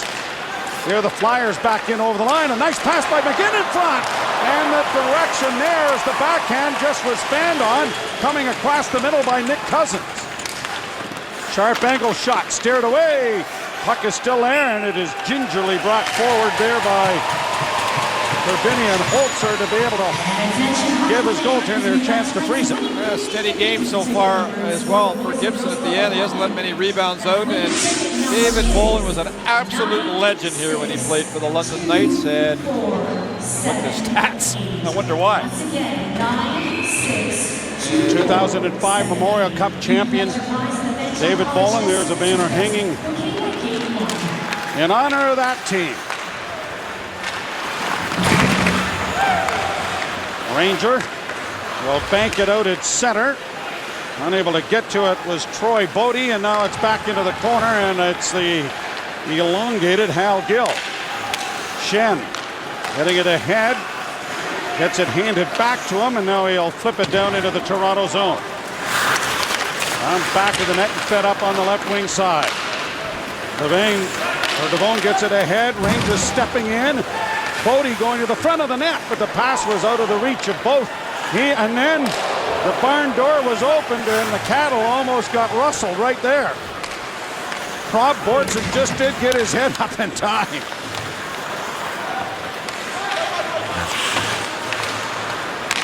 Near side for Clarkson. He gives the puck away.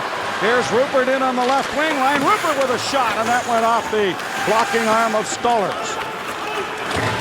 Back come the Flyers, and they'll roll it down into the Toronto zone.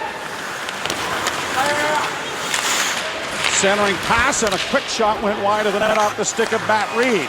Far side for Nicholas Grossman. A shot knocked down in front by Gibson. Flyers pressing here. Back it goes to Grossman again. Nicholas Grossman with a shot that flutters wide.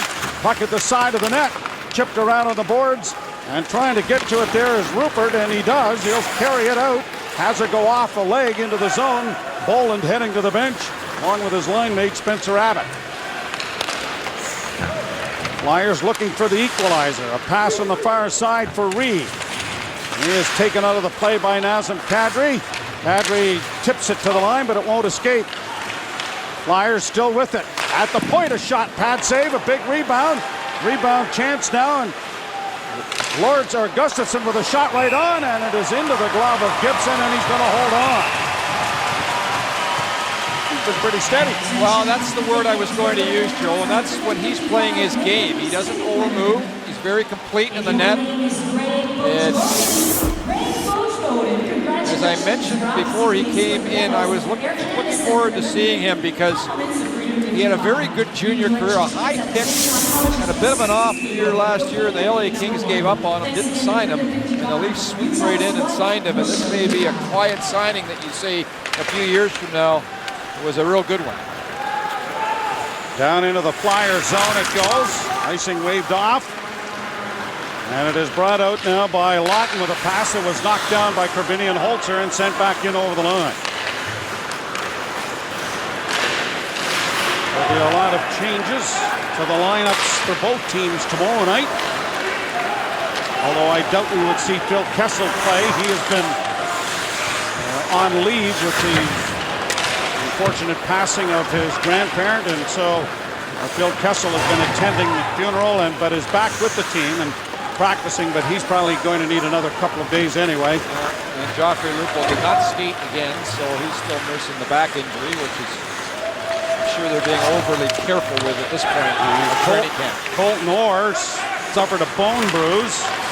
So the Leafs have got a couple of injuries in the infirmary.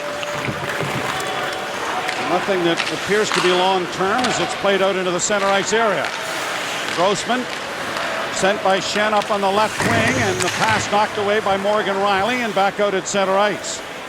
Luke Schenn, who led the Flyers in hits a year ago and lived up to expectations after being acquired. James Van Riemsdyk did likewise in Toronto. Team or trade that helped both teams. Big hit there by Paul Ranger. Here's Devone. The pass was out of the reach for Riley, and it's played out at center ice. Brad Holmstrom is across the line.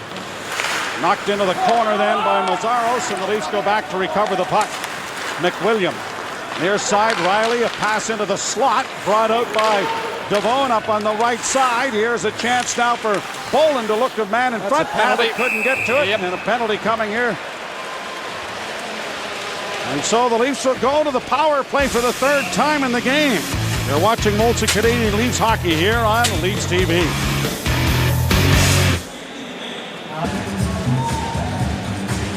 Well, this was an easy call for the official as Mazaros. I don't know what he was thinking, but he was in a bit of difficulty here to knowing what to do with the puck, so he just took it, grabbed it, threw it to the corner, and the official right there to make the call. I think if he had just thrown it in front of himself, it's fine, but when you throw it behind your back, there's the hit on the Ranger had on Holmstrom. And he's paired with Riley, and both of them have been excellent tonight on this particular power play coming up. Kadri taking the draw. Levo unable to get to it. Hustling into the corner is David Kroll. And the puck comes back to the blue line. Riley is able to get to it first. Sent back in along back of the net. Kroll unable to get to it, but Matt Reed has difficulty with it. And the Leafs forecheck continues to give the Flyer defense some problems here. Levo back to the point. Riley keeping it again. Good puck pursuit by Toronto. Ranger couldn't bat it back in, but he gets a break as Riley was able to cover up for him. Levo turns back in his own zone. Players with high hockey intelligence always have that little extra patience with the puck before making a play. Pass to Levo and a shot right on, and a good save made by Stollers. And Riley has it. He sees the ice extremely well, and he waits until there's an opening and then makes the pass and never seems to panic with the puck. At the point, Rangers drive his glove by Stollers and held for a face-off. The Leaf captain, Dion Phaneuf, played with him in the scrimmage yesterday. He had a lot of glowing things to say about him, especially about how he passes the puck. With authority, crispness, gets it to you and gets you out of trouble. And you don't always see that coming out of junior from a hockey player, and there's Rangers been a force all game long. That puck redirected a little bit. A nice save there. Change in the power play for Toronto. David Bolin wins the draw, and a whistling shot went just wide of the net by John Michael Lyles. Raymond back to the blue line to Blacker. Back into the near side for Spencer Abbott. Couldn't get it in, and then the high shot. And all of 6 feet 6 inches was required there from Anthony Stollers to glove that and make sure it didn't go over top of him and into the net. And Stollers, he gives the London Knights this kind of goaltending this year. How many wins in a row are they going to get with that club? They went on quite a roll last year. 29-0 at 2-0. This was a couple of years ago, but 04-05, they set the record here for most consecutive games without a loss. At the point, the shot by Lyles is kicked away by Stollers. Into the corner, digging it out. Abbott, a pass in front for Lyles, couldn't get the shot. Blacker for David Bolin. Down low it goes. Corral there by Abbott. Spencer Abbott back to Blacker to Lyles again. Blacker, Abbott, Boland at the side of the net. The wraparound attempt doesn't work. Now he couldn't scoop it in front and lost his edge as he went after the puck. Blacker pinches down to try and keep the puck in. And then he gets Raymond to back him up. Raymond along the wall, Abbott down low again. David Boland to Abbott once more. Raymond going to the front of the net. The shot is right on. There's a volleyball's attempt to play it out, and it does clear the zone. Nicholas Grossman did a nice job of spiking that, although it was set up perfectly for him. Brought out by Shen. He has it turned over. Colburn was lifted off his skates, but no call there. And we're halfway through the third period with a one-goal lead. Whoa! A hit there by Rupert, who ran over Nick Cousins.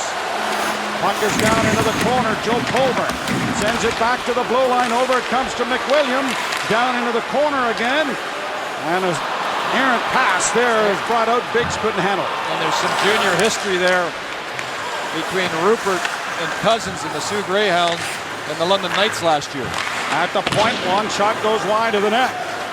Cousins and Brandon Alderson were teammates in the Sioux. So yeah, they would know each other. A lot of the OHL guys are here. And Brandon Alderson was not going to get signed by the Philadelphia Flyers. And it wasn't until Sheldon Keefe got to Sault Ste. Marie and completely turned his year around, and he had such a strong second half they signed him. Here's a chance of juggling. Puck is smothered by Christopher Gibson. Cousins in there, Hartnell as well. A little bit of pushing and shoving. Leafs TV proud to present Molson Canadian Leaf Hockey between the Flyers and Leafs from London, Ontario tonight.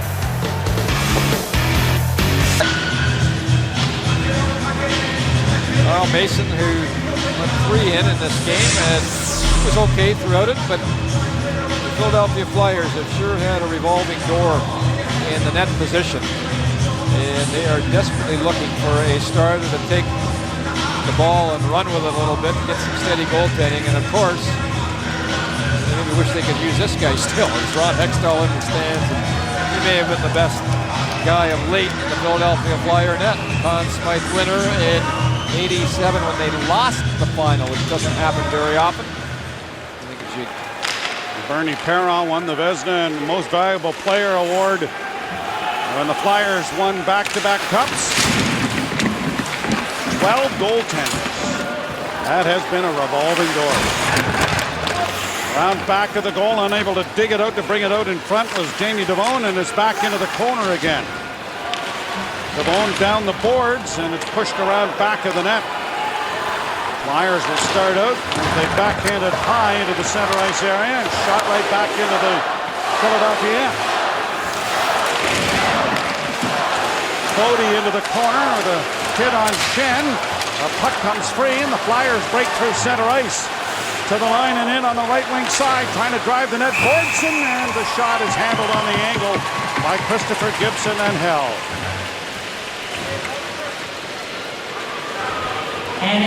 Tonight's Leafs TV broadcast from London, Ontario is brought to you by Molson Canadian, diehard fan and proud partner of the Leafs. The draw will be to the left of young Christopher Gibson, who, if he had some nerves going into it, they have evaporated. He's played very well. Remember a few years ago in this very same building, a young man by the name of James Reimer arrived on the scene against the Flyers, again in an exhibition game. They had a long bout of penalty shots at the end of the game in the shootout, and he was outstanding. So young Mr. Gibson trying to follow suit here. There's James Reimer, who played the first half of the game. And we expect that we will see Mr. Bernier tomorrow night. For half a game, I would think. I would think that would be accurate as well. And across the line, Hartnell is knocked over. The puck comes back out into the center ice area. Now Hartnell sends it in on a delay, and Kadri is there to Lyles. Back to Nazem Kadri. Kadri comes to the red line, Eludes a hit from Hartnell, but gets it into the zone. Josh Lebo is down there by himself as the Leafs are changing. The Flyers bank it out at center and send it rink wide on the near side for Scott Lawton, who sends it down into the Toronto zone. Round back of the net it goes. Grabbed off there by Toronto and brought quickly to center ice. Boland across the line. Rupert back in for Boland, and he couldn't get his stick on it because it was being lifted by Hal Gill. Clarkson sends it down into the Toronto end. And I would think we would see the older Clarkson tomorrow night as well. Stollers plays it into the near corner. Under 7 minutes to play, and the Leafs nursing a 1-goal lead. Borgson into the corner. Drops it back, centering pass, broken up. Out comes Joe Colburn with it at center ice. 6'5" centerman trying to flip it through, but couldn't get around the defenseman as Clarkson gets it back out again. And it is backhanded in over the line. And is settling it down. There's Morgan Riley, and a quick up for Mason Raymond, who chips it down into the Flyer zone. Shen, a couple of 22s working at it. We're not talking about rifles here. As it's up on the left wing side, and a bouncing puck was into the corner. Oh, an errant pass off his stick was going to come all the way back down into the Flyer end.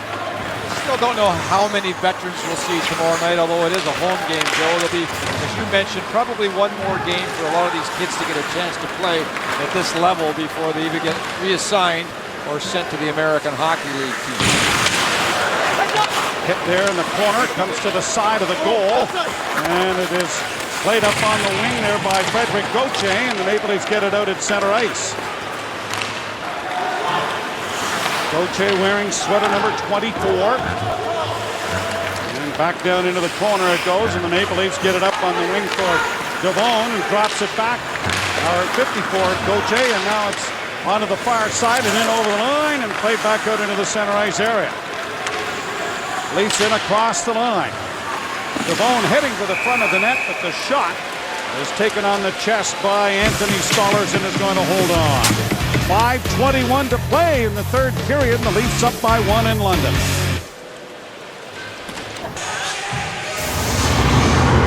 Years ago, as we speculated a little while ago, this is what went on with James Reimer. And he put on quite a show, didn't he, in this building? And I got the idea then that maybe the Leafs had something. And then in the shootout, seals the victory. And look at the big smile, as we've seen that often after a Leaf win. He's done everything he's been asked to, and when he's been healthy, that has been the key. And of course, the collision in Montreal that precipitated the concussion situation with Brian Gianna was a key factor in the season that he was not healthy enough to perform and didn't have the numbers. But last year, he did everything that was asked of him. At the beginning, Randy Carlyle said the best goaltender is going to play. Ben Scrivens had played in the American Hockey League for half a year. And so Ben Scrivens played the first couple of games. But then it was James Reimer. Didn't last long. Once he got into the net, he wasn't going to give it up. So now the competition is with Bernier. And I'm sure that there will be some healthy competition between the two. But the most important position on the team, if two guys are battling real hard and want to hang on to the net, you're getting nothing but good results. Oh, exactly. And it's really not an issue, in my opinion. In fact, it's a real plus for the team and the organization. And the two young men have to handle it that way. That's when it becomes an issue. It becomes an issue if you don't have team players in that position. And I can tell you, both these gentlemen are strong team players. Well, the Leafs had a similar situation with two young goaltenders in Reagan and Bester. That situation didn't work out. There's Shen dropping it back now, and Cousins trying to step into one, and it's blocked. 2-on-2 rush going the other way with the speedy Mason Raymond carrying it in over the line. He's going to stop. Works back into the corner, trying to elude Gustafsson. Back to the point, it goes to McWilliam, and a long wrist shot is off the mark wide. Don't think Stollers saw that till he heard it. Back down into the corner. Joe Colburn working the end boards, battling in there along with Nick Cousins. Colburn dishes it off. Raymond into the slot. Wrist shot coming by Biggs, and it went off his shin pad and went wide. Colburn trying to send it back in. Biggs on the far side. Sends it around back to the net for Raymond. Raymond cycling the puck again. Colburn, you could hear him yelling, yep, I'm here. Centering pass, and Raymond just failed to deflect. McWilliam back into Raymond. Good shift here by this line. They've cycled the puck well and had puck control and get a chance there from Raymond. Rebound goes wide, and Shen, in need of a change, will skate it out and allow his forwards to get to the bench. He'll get to the red line and now shoot it in. 2:42 remaining in the third period. Bodie couldn't get it out the first time, does the second. That has been the only major we've had. We've had the Clarkson and Brohl fight. Might have thought that there might be a little more in that department tonight, but it didn't materialize. 2:27 to go in the third. A few tough guys filtered throughout this lineup, but they usually get that over with early in these games. That'll be the end of it. Now in a close hockey game, it's not going to happen. So the draw to the left of Christopher Gibson. A draw is scrummed. The puck goes to the far side. Keep an eye on Anthony Stollers to see when Peter Laviolette decides he might bring him out. Here's a chance in front of the goal, and unable to get the shot away was Hartnell. Kadri got it to center. Levo gets it the rest of the way. Hartnell took a healthy run at him. Up on the right side, Reed had it intercepted, and Levo sends it in a little deeper. Under 2 minutes to play now in the third period. Ranger steps into his man, and it is the young Morgan Riley with the puck in his own zone. To Paul Ranger. Ranger gains the red line, and in it goes. Leafs will change again. On the near side, Rupert for David Boland. Back to the blue line. Korbinian Holzer shot blocked. Rebound.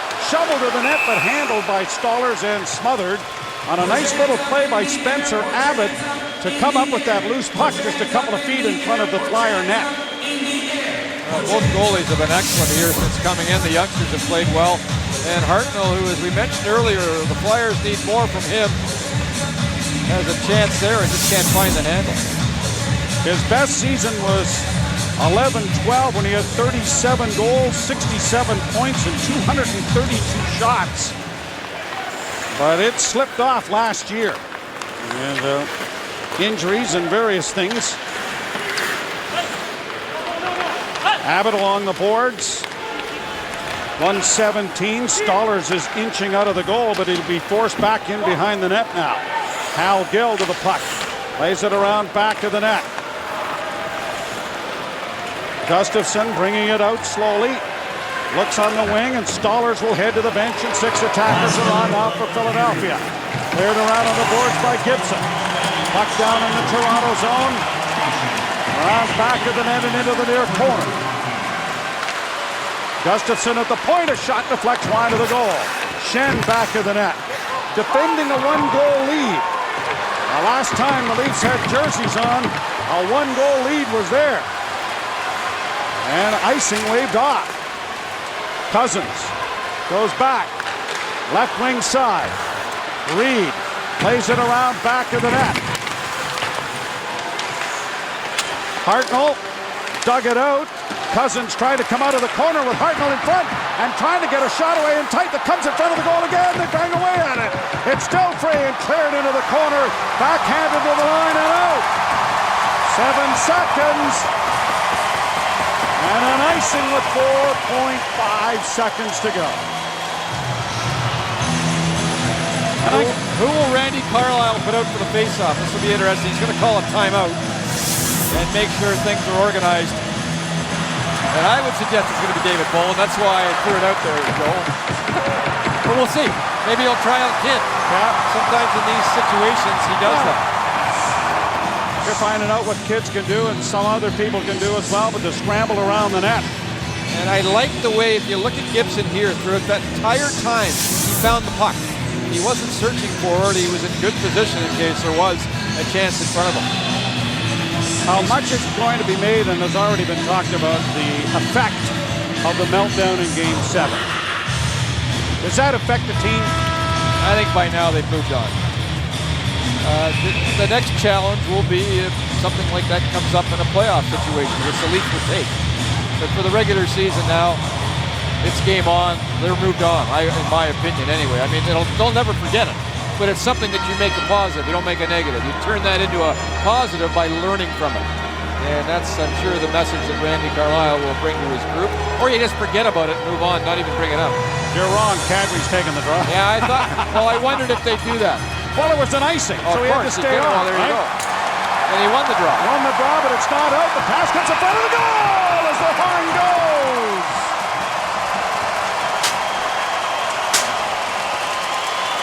So Nazem Kadri won the draw, but there was still one more effort from the Flyers. But the final chance did not result in a shot. The Maple Leafs will hold on to win a 4-3 hockey game. Some positives tonight for sure for the Maple Leafs. Gibson, the way he played.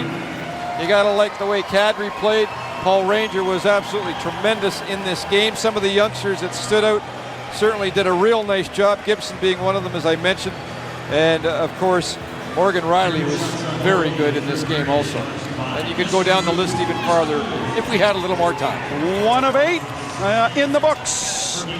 And the delivery of the game is presented by Purolator. Excitement delivered, check. And it's the winning goal in the second period, Paul Ranger. He joined the attack, made it into a 3-on-2, and he was strong defensively and excellent offensively as well in this game. And it came just seconds after Anthony Stolarz had come into the game. And so the Maple Leafs win this one by a 4-3 count. These two teams will meet again tomorrow night at the Air Canada Centre. The Leafs get goals from Kadri, Bodie, Raymond, and Ranger. High jump. Maple Leafs hold on for a 4-3 win. We take a look at the 3 stars brought to you by Molson Canadian. Die-hard fan and proud partner of the Toronto Maple Leafs. Paul Ranger, Morgan Riley, Nazem Kadri. Yeah, and all three we talked about a lot throughout the broadcast. And Kadri in his hometown, we gave him first star, but I think Paul Ranger would be, in my opinion, the first star of the game based on the way he played throughout the 60 minutes. You know, we talked when we were doing American Hockey League games at this point last year. Yeah. Oh, thank God that's not that happening seems like a anymore. long time ago. But having said that, we commented about Rangers' play then. And the situation wasn't there yet that he was eligible or was able to come up and play last year. But there was no question that he is an X factor this year and something that the Leafs can look at as an insurance policy because he has 270 NHL games. He was a mainstay on that defense with the Tampa Bay Lightning. And I think, and as you mentioned, he may be a top 4 guy. Yeah, I'm going to bring up a well-respected hockey man in the business, and most people will tell you that, and that's Craig Ramsey, who's been an assistant coach and a head coach and been through the ranks in all different capacities. And he had him in Tampa Bay, and I know that he thought a lot of Paul Ranger, always said what a terrific player he was, and talked so highly of him. And I remember that when Paul was a young player. And so to me, as you mentioned, if he can come in now with this confidence and play the way we know he can, he's going to be a factor on this team. And maybe at some point, and you don't want to throw this at him yet, but maybe a top 4 before this is over. That gives the Leafs all kinds of room to do some things if they need to do some things to upgrade if they do have a little more depth.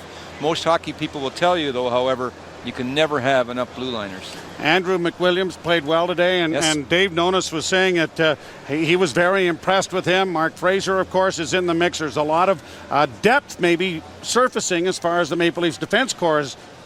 And that then you take into the Franson equation, and all of a sudden there's a lot of things to be thought about. Well, what's nice for the management now in the Toronto Maple Leafs, and Joe, you've been here an awful long time, and even since my stay here, is now they have some pieces where they can make trades or at least have some depth if there's injuries.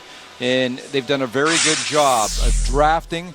They've done a very good job of waiting for players. As we look at 3 players, TJ Brennan, we watched him play for Rochester last year with that great big shot. And was a point-a-game player. And he can fire the puck. I mean, whether he'll be in the National Hockey League, probably not, but he's another depth player that the Leafs are able to acquire, which will help the Marley situation also. I don't want to rule him out yet, but again, he's got a big-time shot on the power play.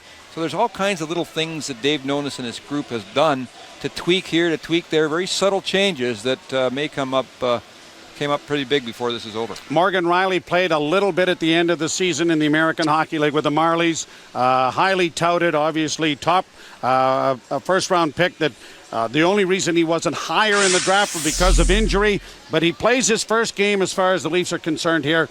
What did he look like tonight? What was your impression? Well, I loved his game. He's got great patience. He sees the ice extremely well. He's intelligent, makes a good first pass.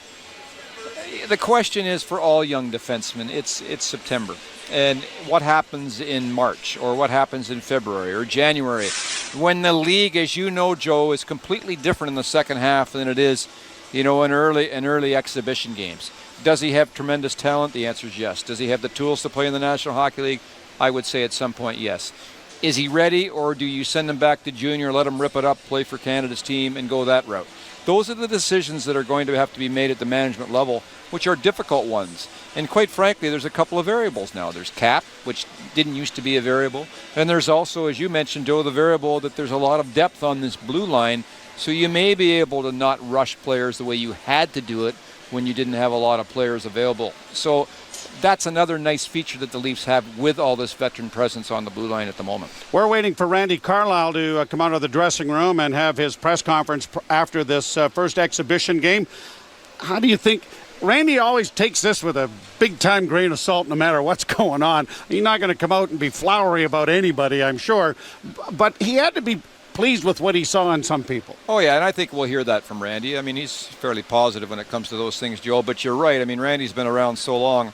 All of us know that are in the game that you kind of close your eyes the first week often with the veteran players, even though in today's world they're in great shape. They've skated in the summer. It's different.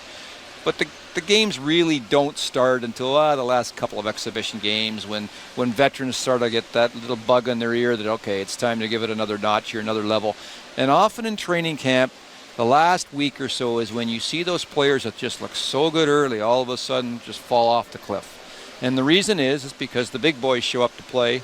There's more of them in the lineup at that point, and it tends to separate players that are ready and players that aren't quite ready yet, or players that are never going to be ready. So we'll see more of that throughout training camp.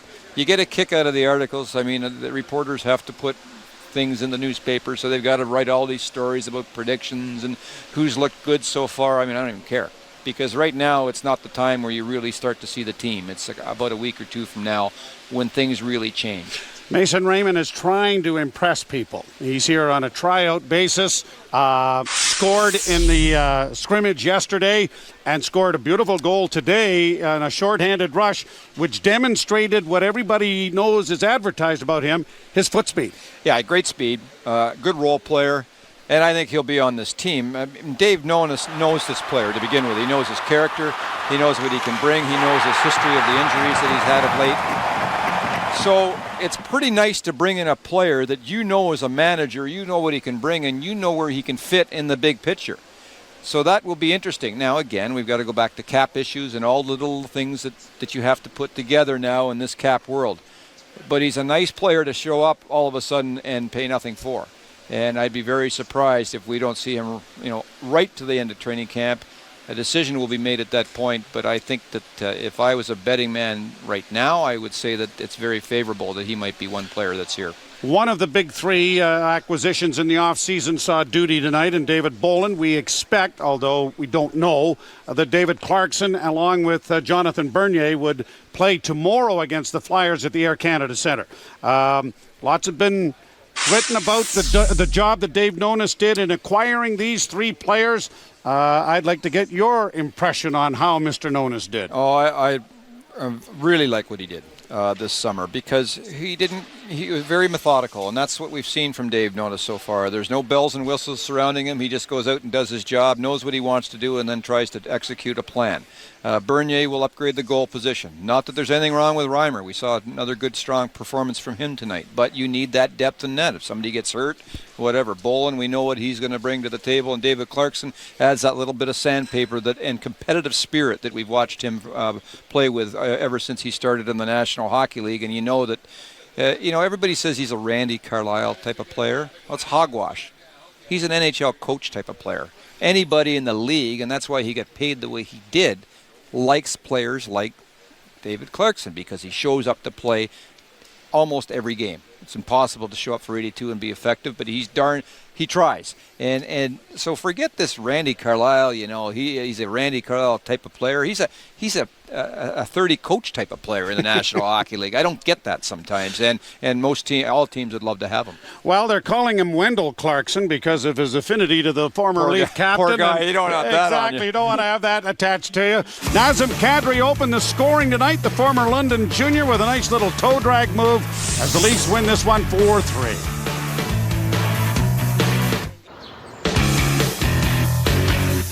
Well, Harry Neal is going to return to our broadcast booth to join yours truly and Greg Millen. That is a very young Harry. No, it's not. It's Phil Kessel on the screen. But that's our next game on Leafs TV.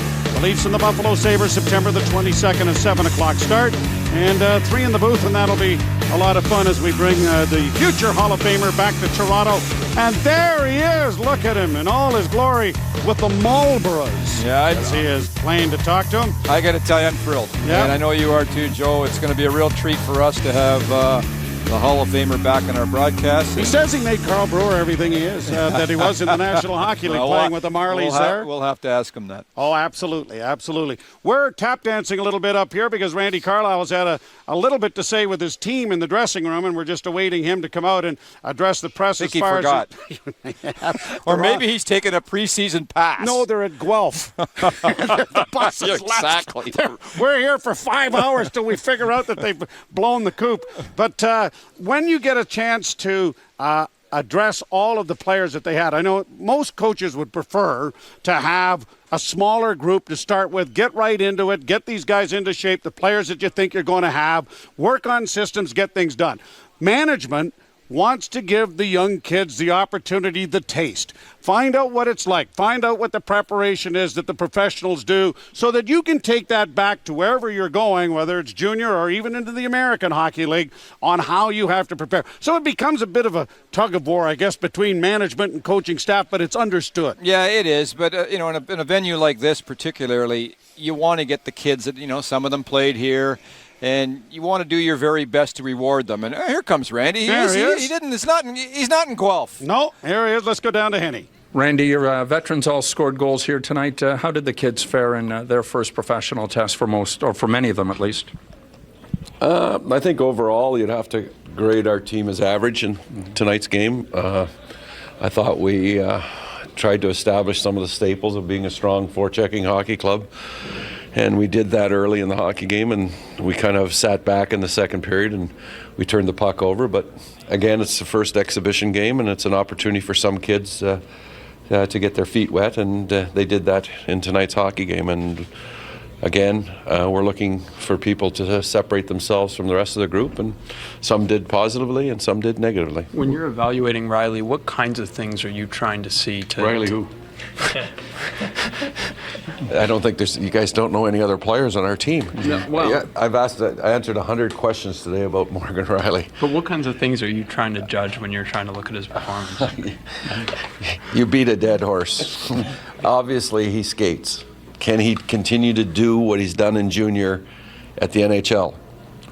And I don't know how many more times or how plainer I can say that. I got another guy. You don't ask me this tomorrow because I'm going to tell you to do. How about a guy like Mick Williams? Do you know a lot about him? No, I know a little bit about him through Brad Berry. Brad Berry was an assistant coach, and I played with Brad Berry, and he was an assistant coach in North Dakota, and he ran the defense. So I do have a little bit of inside information on what he's about and where he's at and what kind of player he is, and and he's acquitted himself very well in his first pro game. Did you think Ranger adapted well to his first NHL? Again, I think it was, it's been a long time. It's a warm building, training camp, all those things, and I thought those defensemen particularly were very good. The Raymond goal came as advertised, pretty much, his speed. Yeah, he got a break, and puck hit his shin pad at the blue line, and obviously with the type of speed that he has, it's going to be hard for somebody to catch him, and they didn't catch him, and he found a way. Did you like Chris Gibson coming into the game the way he did and holding your team in there to allow Ranger to score his goal, eventually get you guys the victory? Yeah, again, you can't knock a goaltender when he doesn't give anything up. Mm-hmm. So he was pretty good, and it's good to see the young kids get the first taste, and that's the most important thing is they understand that, this wasn't an NHL game, but it was an exhibition game, and there's another level that the league plays to, and the mistakes that you make in the exhibition games could cost you in league games, and that's our message is, we'll take the win. It's better to win than to lose, but there's areas that concerned us. There's areas that we can improve on, and there's areas those young players have to learn that they can't make mistakes in certain areas of the ice. Is it difficult for a veteran player like Kadri and Boland to play on a line with a couple of young guys? It's a challenge for them. I don't think so. I think, again, that's part of training camp. That's what everybody does. That they're no different than anybody else. That they've got to come in and put their skates on and be at the right foot first or the left foot first. That's what they've got to go out and do, because that's what it's about. And they were in that position once. And that's the respect factor to younger players, and treat them how you'd like to be treated. Putting the A on Kadri today, any special reason he's coming home, I guess, to London, or just? Yeah, and again, we had Boland, we had John Michael Lyles, with Kadri, London boy. He said he had 2 boxes full of people here tonight. So. How much can you evaluate James in a situation like this, first preseason game? Or is it unfair? I think it's unfair for your goalies. I think, again, he made some big stops, and the goals that they scored on him were rebounds, and the other one was the one that came off the backboard. So we were pretty lax in our coverage there. So he made the first stop. No puck beat him clean. All right. Thank you, Randy. Head coach Randy Carlyle, the Maple Leafs on Leafs TV tonight. They'll be on Sportsnet tomorrow night as they take on the Flyers in the curtain closer of this home-and-home set. And, of course, Thursday in Ottawa, they'll take on the Ottawa Senators on TSN. Maple Leafs lose tonight's game, or at least win it by a score of 4-3. Nazem Kadri, Troy Bodie, Mason Raymond, and Paul Ranger score the goals. Another victorious night for the Leafs over the Flyers yet again here in London as they get set in the first of 8 preseason games. Again, Game 2 against the Flyers tomorrow night before they head to Ottawa on Thursday. 4-3 our final score for the Maple Leafs from London. So long from London.